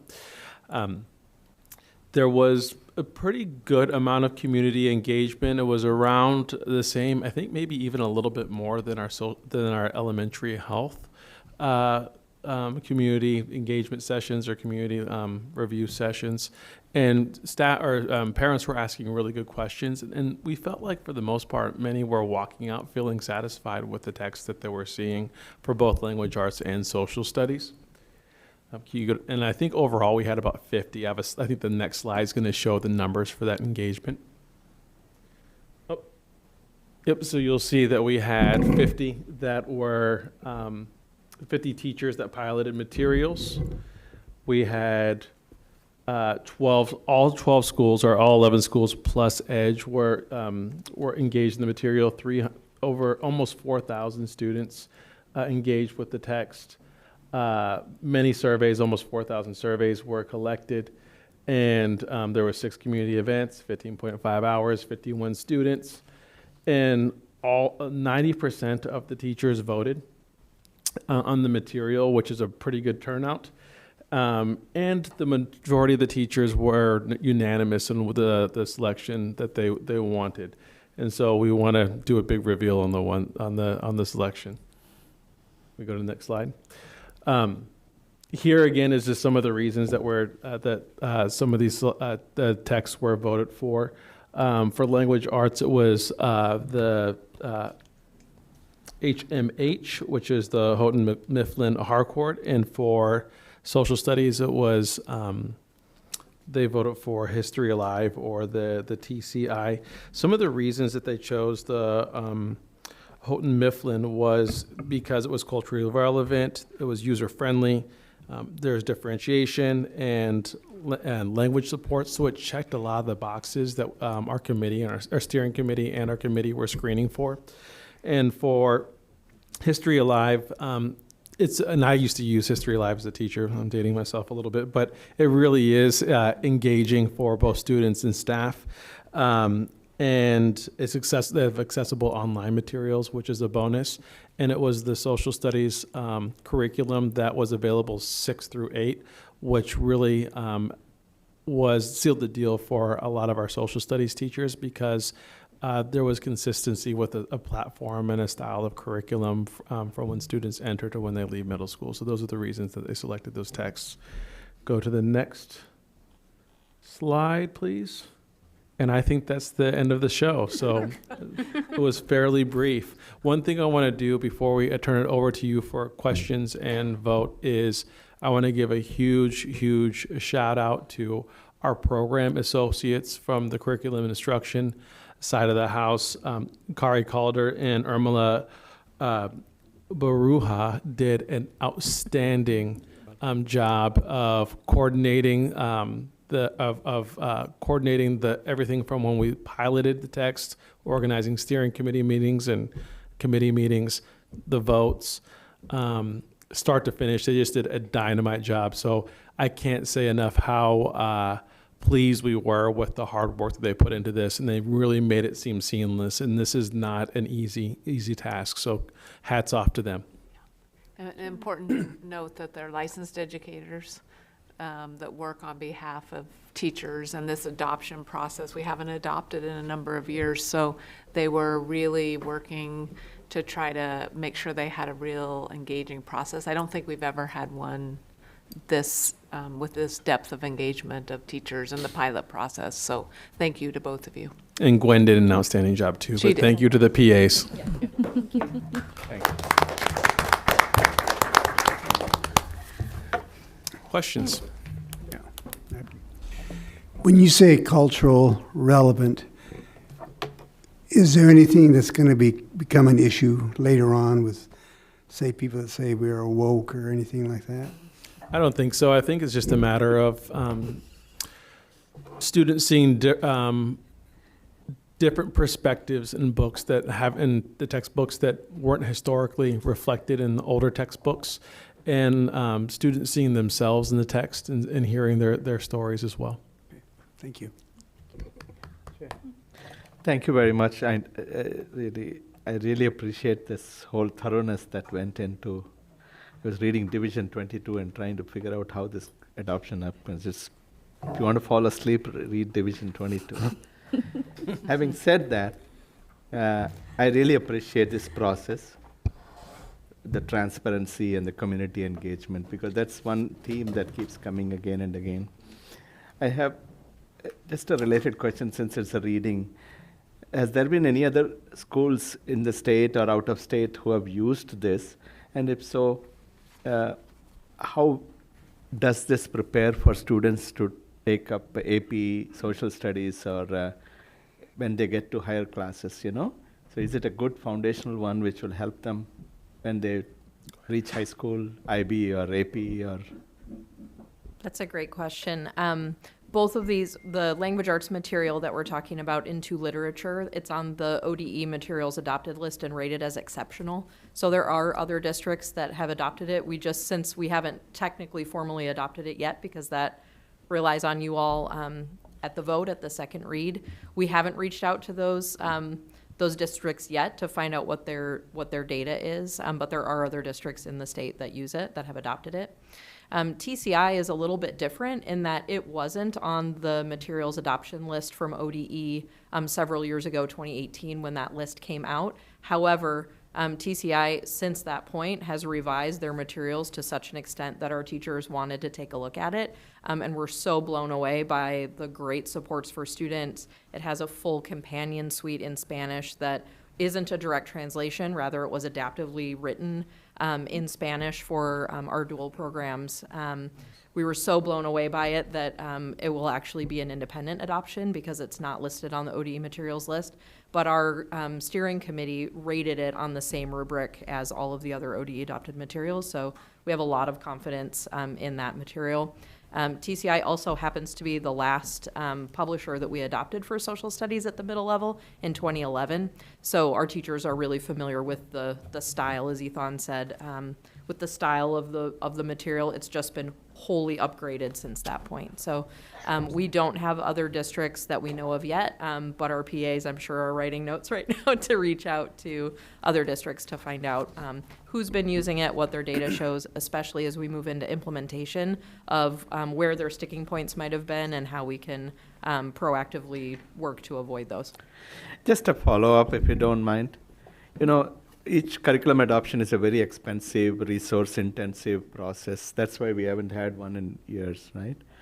So how do you, for the sake of my learning, how do you say this adopted curriculum is the best one we should hold on, or maybe it's not serving the return on investment that we put in, we need to change? How does the district decide that this curriculum is not the way to go, or we need to change horses kind of thing? Do you mean after the adoption After or the before? adoption. Because you probably had something before this, so now you decided to move here. What's the process you all follow to decide that this is not what we want, we need to change? That's a great question from the long view of it, right? The Oregon Department of Education has a materials adoption schedule where they come out every about 8 years, 6 to 8 years with their list of adopted materials. And they do that through a very rigorous vetting process with educators from around the state who rate materials almost a year prior to that list coming out. When that list comes out from ODE, districts are expected to look at that list and rate those materials, and they're expected to go through an adoption at that point to upgrade their materials. Sometimes what happens is that a material on the new list is exactly the same material that we have, just an upgraded publisher date, and sometimes it includes wholly different materials than we have. And so it's the expectation from ODE and in Division 22 that we're going through an adoption process every 6 to 8 years in sync with that material schedule. One quick comment on that also. I haven't been at ODE for 3 or 4 years. You did an excellent job with what you did with your research and also follow up that with other districts, because that will change ODE's ideas on what to adopt and what to do. Because so often they're put under pressure by these companies, publishing companies, to adopt their programs because they know that's gonna be a criteria before they go out to other districts. But if they see other districts, they'll take a second look at it, and I'm sure it'll. And as You mean specific to TCI, Bob? Yep. Just a quick comment. I had the opportunity to join a couple of the first meetings, and props to all of the educators who sat in on those as well, and who were like, wait, we use History Alive, why isn't it on this list? And let's take a look at it. And so they took their time to vet that, I think within the committee. So, kudos to every teacher, every educator who was a part of that committee as well. And thanks to the program associates, as you so mentioned, for engaging and continuing, that conversation and making it a conversation. So because we need educator buy-in as much as we need, student buy-in to be able to implement the curriculum. So it's a big task. Yeah.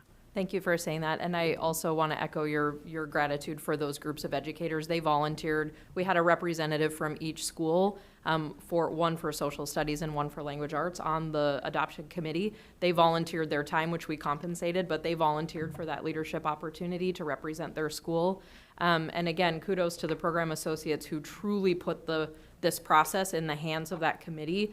They were, the committee made all of the decisions.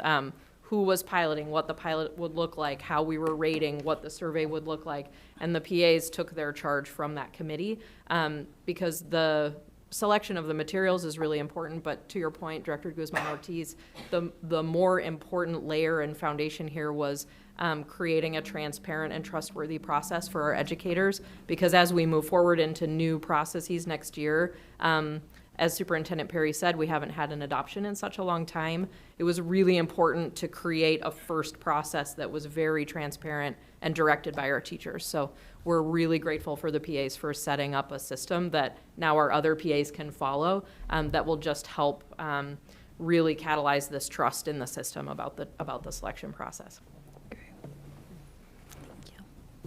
Okay. Awesome. Thank you both very much. I think we move on to B. Thank you. Yeah. The AP/IB Social Studies and Science programs. Yeah. Do you want to keep going, Ethan, with AP/IB and just give some comments on that? When you're not off the hook yet. Take two. Yeah. So, and I didn't prepare statements. We have a written report for you for the AP/IB, and essentially what they did is they went through their own process. Now, it wasn't as robust of a process because for the majority of the texts, you have sometimes a singleton teacher selecting a text to be used. And the AP and IB texts, there's really less variety because those are very niche programs that have don't have as much of a selection. And so to that end, we went through the same steps of the process, but it was expedited compared to the process that we went through with the social studies and language arts adoption process at the middle school. And in your written materials, you'll see a list of all the curriculum that were selected in the process. I think there's probably, I want to say 15, 17. Does that sound about right, Gwen? Yeah, another thing to know, in addition to what Deputy Superintendent Udos Nata just said, is that our AP and IB texts are not vetted by ODE. They don't get into the realm of electives or AP/IB textbooks. They only focus on core materials. So we have a separate process in policy for anything that's not on an ODE materials adoption schedule. But we vet those materials using rubrics that we've created based off of ODE criteria. So all of these materials were vetted, all of the materials were piloted, all of the materials had feedback from the students in the courses, the parents of the students in those courses, and also were put on display in the school office and a dialer went out for the general community to come and look at them. As Ethan just mentioned, we're talking about, in some of these cases, one teacher who teaches one class of this book, and so it's less of a system-wide impact than what we were just talking about with middle school language arts and social studies. So that's why it has a faster and less comprehensive process. But equally vetted because it's a really important to make sure that we have data points that are informing our decision. And as a parent at a school that went through the process, I did see the opportunity for parent voice and parent input on one of the parent squared messages that we received in the last month or so. Nice parent square plug there. I like that. I have a question. So now let's say we adopt this AP IB program. Does the teacher use the AP scores or IB scores as a way to kind of monitor and see? Because what you're describing is a process of implementation. I'm thinking in terms of what the outcome will be there for the students. Will that more students scoring very high rating in their AP IB to the point they get college credit? So I'm just thinking, what's your outcome measure after the process has been implemented? Yeah, the hope is that the hope and the expectation is that when we have an adopted core curriculum that meets the standards and expectations of AP and IB, meaning it's aligned to the test that students are expected to take at the end, that students will do better. Without those materials, the teacher is going through training and understands what's going to be on the test, but they're creating all their own materials. So we haven't had centrally adopted AP or IB textbooks ever. It has always been a school-based decision. It's only through the gracious approval of the Asset Replacement Fund that we're able to centralize that to ensure that all of our AP courses have updated texts that are common across the whole district. So if I take AP Human Geography at McKay, I will be using the same textbook as if I'm taking that class at West, for example. So one could presume that by starting this process, exactly to your point, Director Chandragiri, that we're getting to a point where our test outcomes will start to elevate because we're creating that guaranteed and viable curriculum across the district. And if I can just add to that, I was once an AP teacher as well, and the materials that will benefit the students is that there's a greater level of accessibility to content, and the content is current. Especially for me, I was a AP government teacher, and then there's also resources and supplemental materials that support the students as they prepare for the test. So what I think it does is it removes barriers to preparation by having a current accessible text. So I kind of look at your process as an equity, because before, if the students had to figure it out without having access to standardized material, yet they were tested on something that is not content. So it was inequitable. Now you're taking a step towards equity, and thank you for doing that. Yeah, a guaranteed and viable curriculum is one of the best moves towards equity that we can do as a school district. Yeah. Student Advisor McDonald? Yeah, just a quick question. So is this only the textbooks, or is this going to interfere with the structure of the course modules that a teacher would be using, or is it only the textbook? These are only the textbook, but if you're speaking of, are you speaking of IB or AP? AP, I think it would apply to IB, but I'm not as familiar with that. So yeah, IB, the teachers actually select which content threads they're going to do, and so they have selected the text based off of those content threads that they plan to do in their course. AP, most of these texts are a lot more comprehensive, and so they're not as dependent on the thread that they choose. So teachers still have autonomy to decide kind of what modules and themes they're going to be using within an AP course, if that makes sense. So which units they're going to use, how they're going to harness the textbook to get at those themes. Does that answer your question, Isaac? Yeah. Okay. And then just one last comment, then we'll go right to the next item. But I just want to just address one thing, Director Chandragiri, and the outcomes for a test. I think the textbook could have a positive and negative impact. I think it will be relatively small because the information is in the old textbooks and it's also in the new textbooks. In my personal experience, and I think I can make this a kind of a generalization, the results of an AP course and performance on the students is much more dependent on the teacher because the content is in the textbooks, it's in all of them. Hopefully these will be more culturally relevant, but it's almost entirely, of course, the individual student, but then the effect the teacher has is. So that's why I was curious whether it interferes. But the textbooks, especially as students get to junior and senior year and realize they can YouTube everything, the textbooks become less and less important. Not trying to like diminish anything, but that is the truth. So. Way to be resourceful. real. Being resourceful. Thank you so much. Thank you both. Thank you. Appreciate it. Thank you. Okay, that moves us to 11, information standard reports. I'm tired. Superintendent Perry. It's all good. Okay, we did a little bit of data in the Safe and Welcoming Schools, so I'm not going to hit that. We did graduation report. What I am going to draw your attention to is the board meeting schedule, because you're going to roll over into a new year.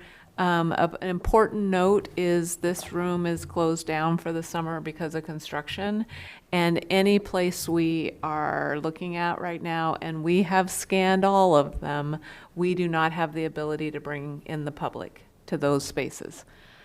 So, I mean, it's either double booked or CC Media doesn't work. So it's not that we're trying to close things down. We just have to go back to a more restricted format till this room gets open. So July 11th, we're close on a place. We'll have a final decision next week. That will be where you'll swear in the board members. Public won't be able to be there though, but we'll have it streamed. Then you'll have July 25th, and you'll have a retreat on July 29th. Tomorrow, Ashley's going to start sending out those calendar invites. Just delete them, Bob. I'll delete them. You can delete them. We'll just delete them. How about that?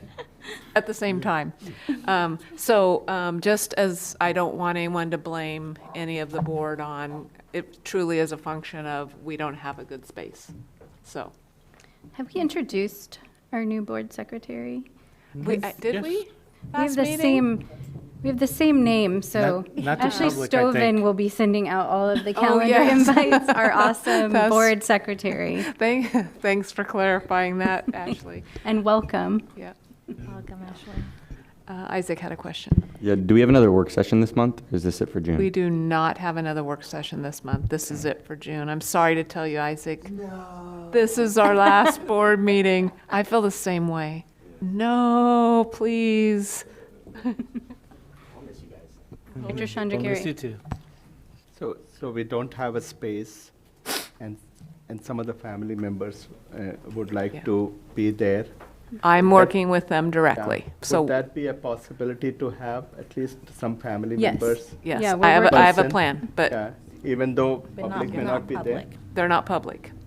So we will have an invitee list that I think will be able to fit in there. I'm working directly with our new board members. But the public will still be able to participate on Zoom. Yep. We'll have public comment as per usual, and then we'll be back in this room with public in the room with us September. Hopefully right? September, if So long as everything goes well. construction is done. Yes. So what are the other options, We've looked. legally allowed options before the building gets, construction begins here? What's your question? Is there any other options that was legally allowed for swearing in the new board members with public before the construction begins? It did not work for schedules because they actually have to leave this building, I think it's tomorrow. Oh, okay. Yeah, we So worked really hard we to can make see that all the happen. boxes. They've tagged everything. They're like out of here. As soon as we're Alright. done, they're moving everything out.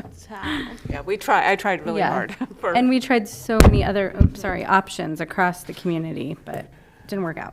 Okay, so board reports. Let's go on down the line here. We got 10 minutes. We've got 10 minutes, so talk fast, but not too fast because we still have interpretation happening. Student Advisor McDonald. Okay, I'm gonna go quick. First of all, congratulations to all the seniors and early graduating juniors. And good luck to all the other students who are finishing strong in school and keeping the grades up to the last day, because they can slip sometimes, so be careful. And then just, I don't have a lot of time to say this, but I do wanna, I think this is like my last altercation with Salem-Keizer, maybe ever. Hopefully not, though. I'm not going to say that. I'm not going to say that. Altercation? I don't know. I couldn't think of a word. So somebody can, engagement, that's better. Are you going to fight? Honestly, I don't even know what altercation means. So somebody can, in the live stream, they can, in the parking lot, you'll catch me. No, I'm just kidding. You're going to start a fight. No.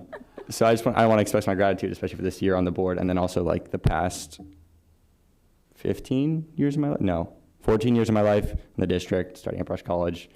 So much gratitude for everyone from the top to the bottom. I can't talk about that for too much longer because I have a lot to say, but just know lots of gratitude coming from me. So thank you to all of you and your work. We're thankful for your time on the board.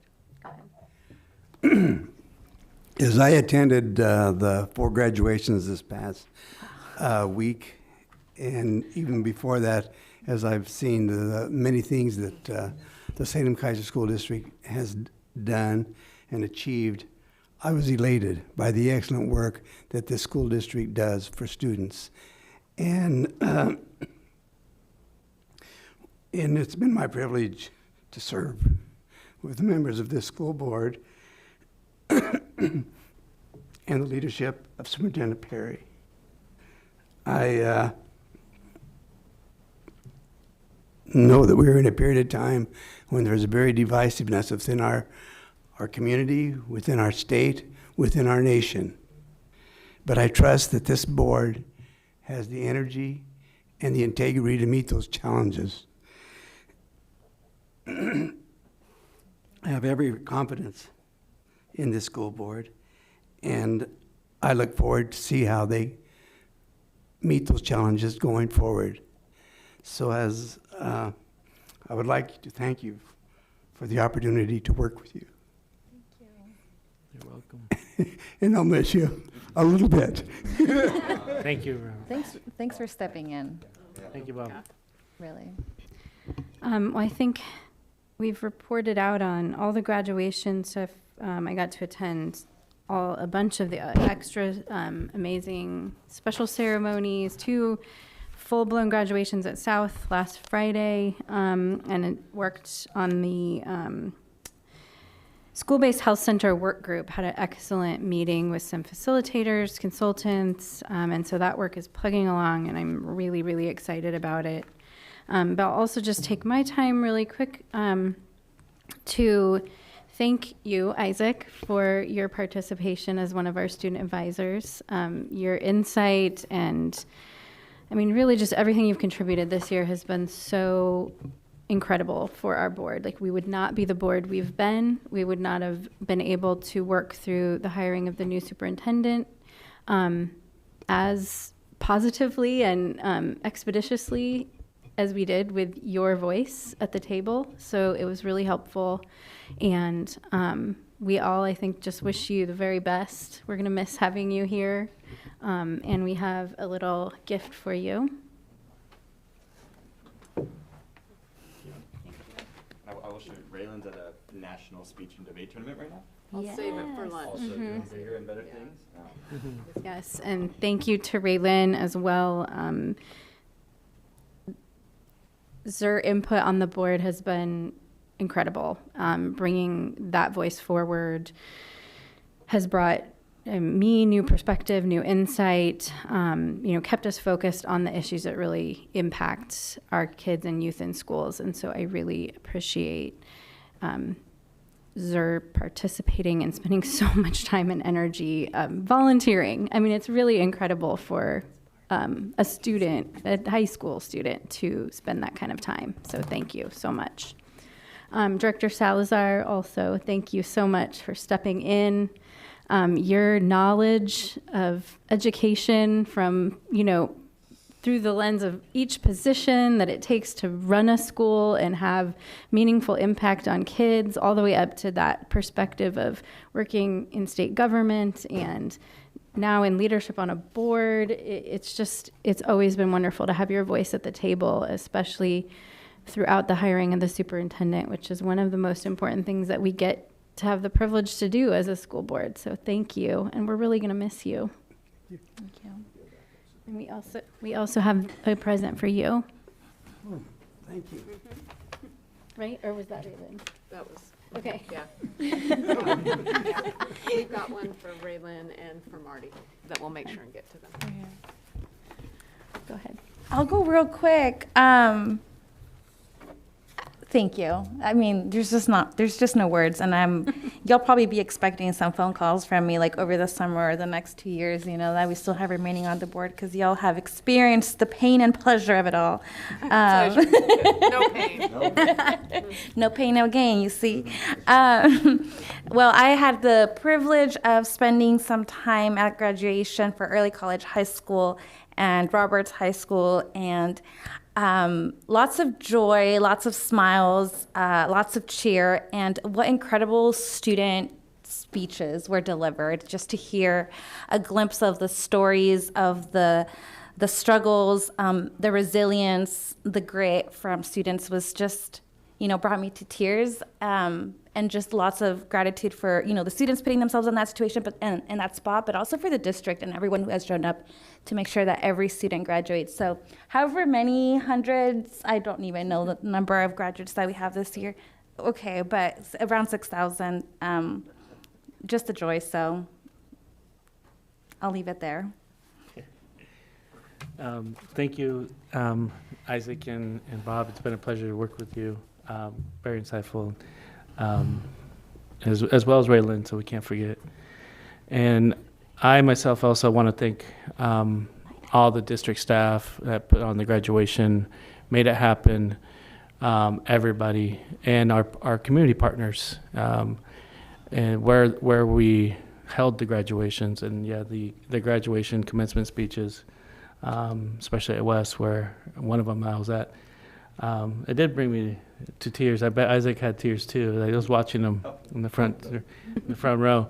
It was amazing. But I also want to acknowledge our Sprague High School being able to sit as a panelist for mock congressional hearing. Was blown away by the way these students were prepared in their AP government sophomores, juniors classes, and they're able to just bring such responses and on the go. They know that they're educated, they were informed, they were passionate. It was exciting. I'm glad I went twice. I even went on my birthday, so I spent time with them there. Extra credit. Yeah, extra credit. And thank you. I wasn't here earlier, so Superintendent Perry, thank you very much for all your gratitude, your service, for being here. Thank you for taking me under your wing when I served during chair and during the battle of trying to navigate the system of COVID, and keeping our children safe, keeping our communities strong, keeping our educators safe, and then ultimately our students continue to learn. That was a very challenging time. It wasn't the best time to get into as a chair, but I was still there, and thank you, Mr. Dikopoulos, for also being there with me. That was, I have very much gratitude to both of you, but congratulations on your term served, and I wish you all the best. Thank you. That gave me a couple flashback moments. Pleasure of paid. Thank you very much. Attending the graduation is the best part as being a school board director. The community transition in Sprague, it was amazing.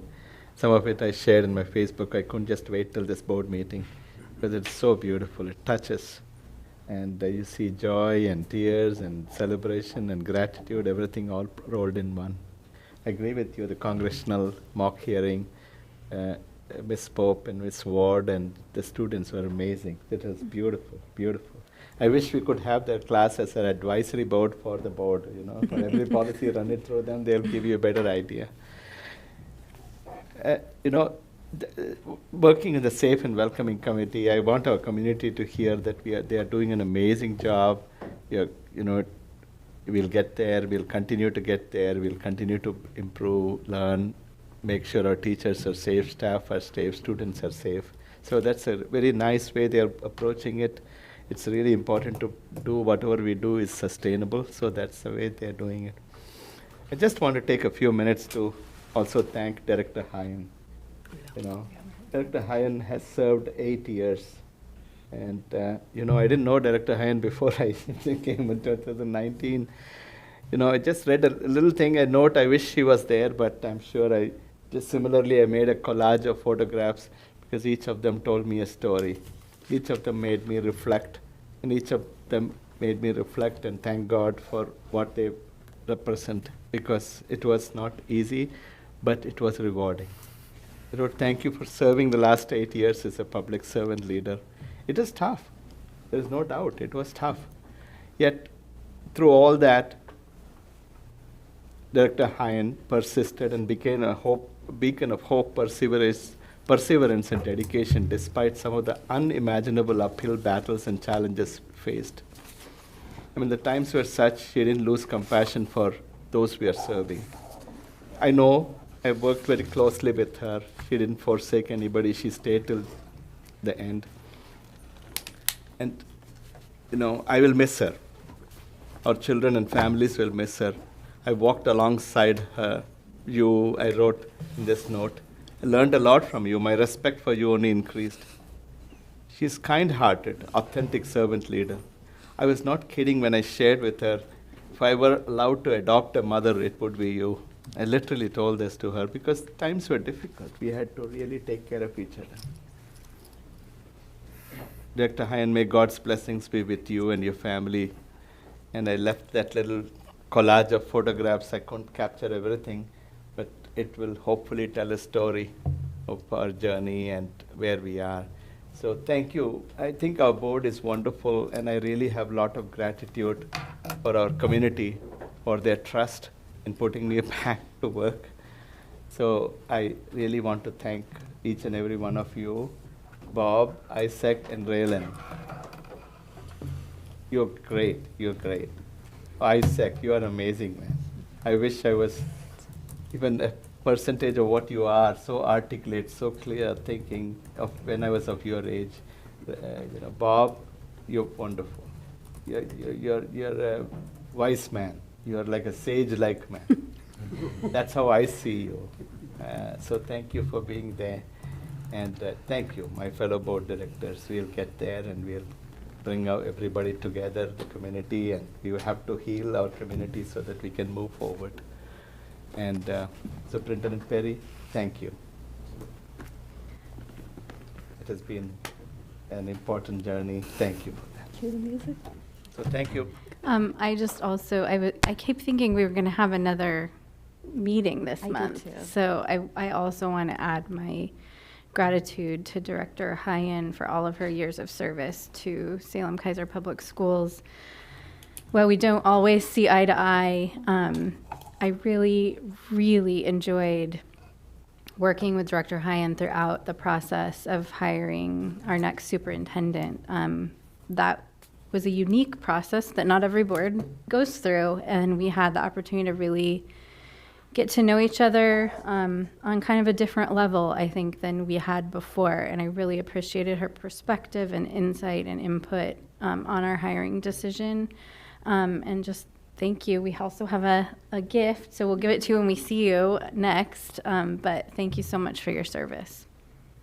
Thank you. And she was with us at the early college high school graduation, so we'll put in that for her. But Yeah, thank you, Director Hine. Really appreciate and gratitude for your service to our community and to our students. All right. Anything else for the good of the order? CTEC signing day today was amazing. So the reason I was late, my son was accepted into the culinary program. And so the work and the gratitude goes extended to them as well. That takes a lot of people to make it happen, and the students, going to be the second-year students, all the work that help coordinate and help chaperone people in and out, amazing. So great job to the district and setting up CTEC, and it continues to grow. So beautiful. Cue up the music. Cue up the music. Dance party We are by adjourned. request of Superintendent Perry. So. 9:04. This meeting's adjourned. It's for everybody. We are dancing our way out of here. That's as loud as this goes. That's a good one.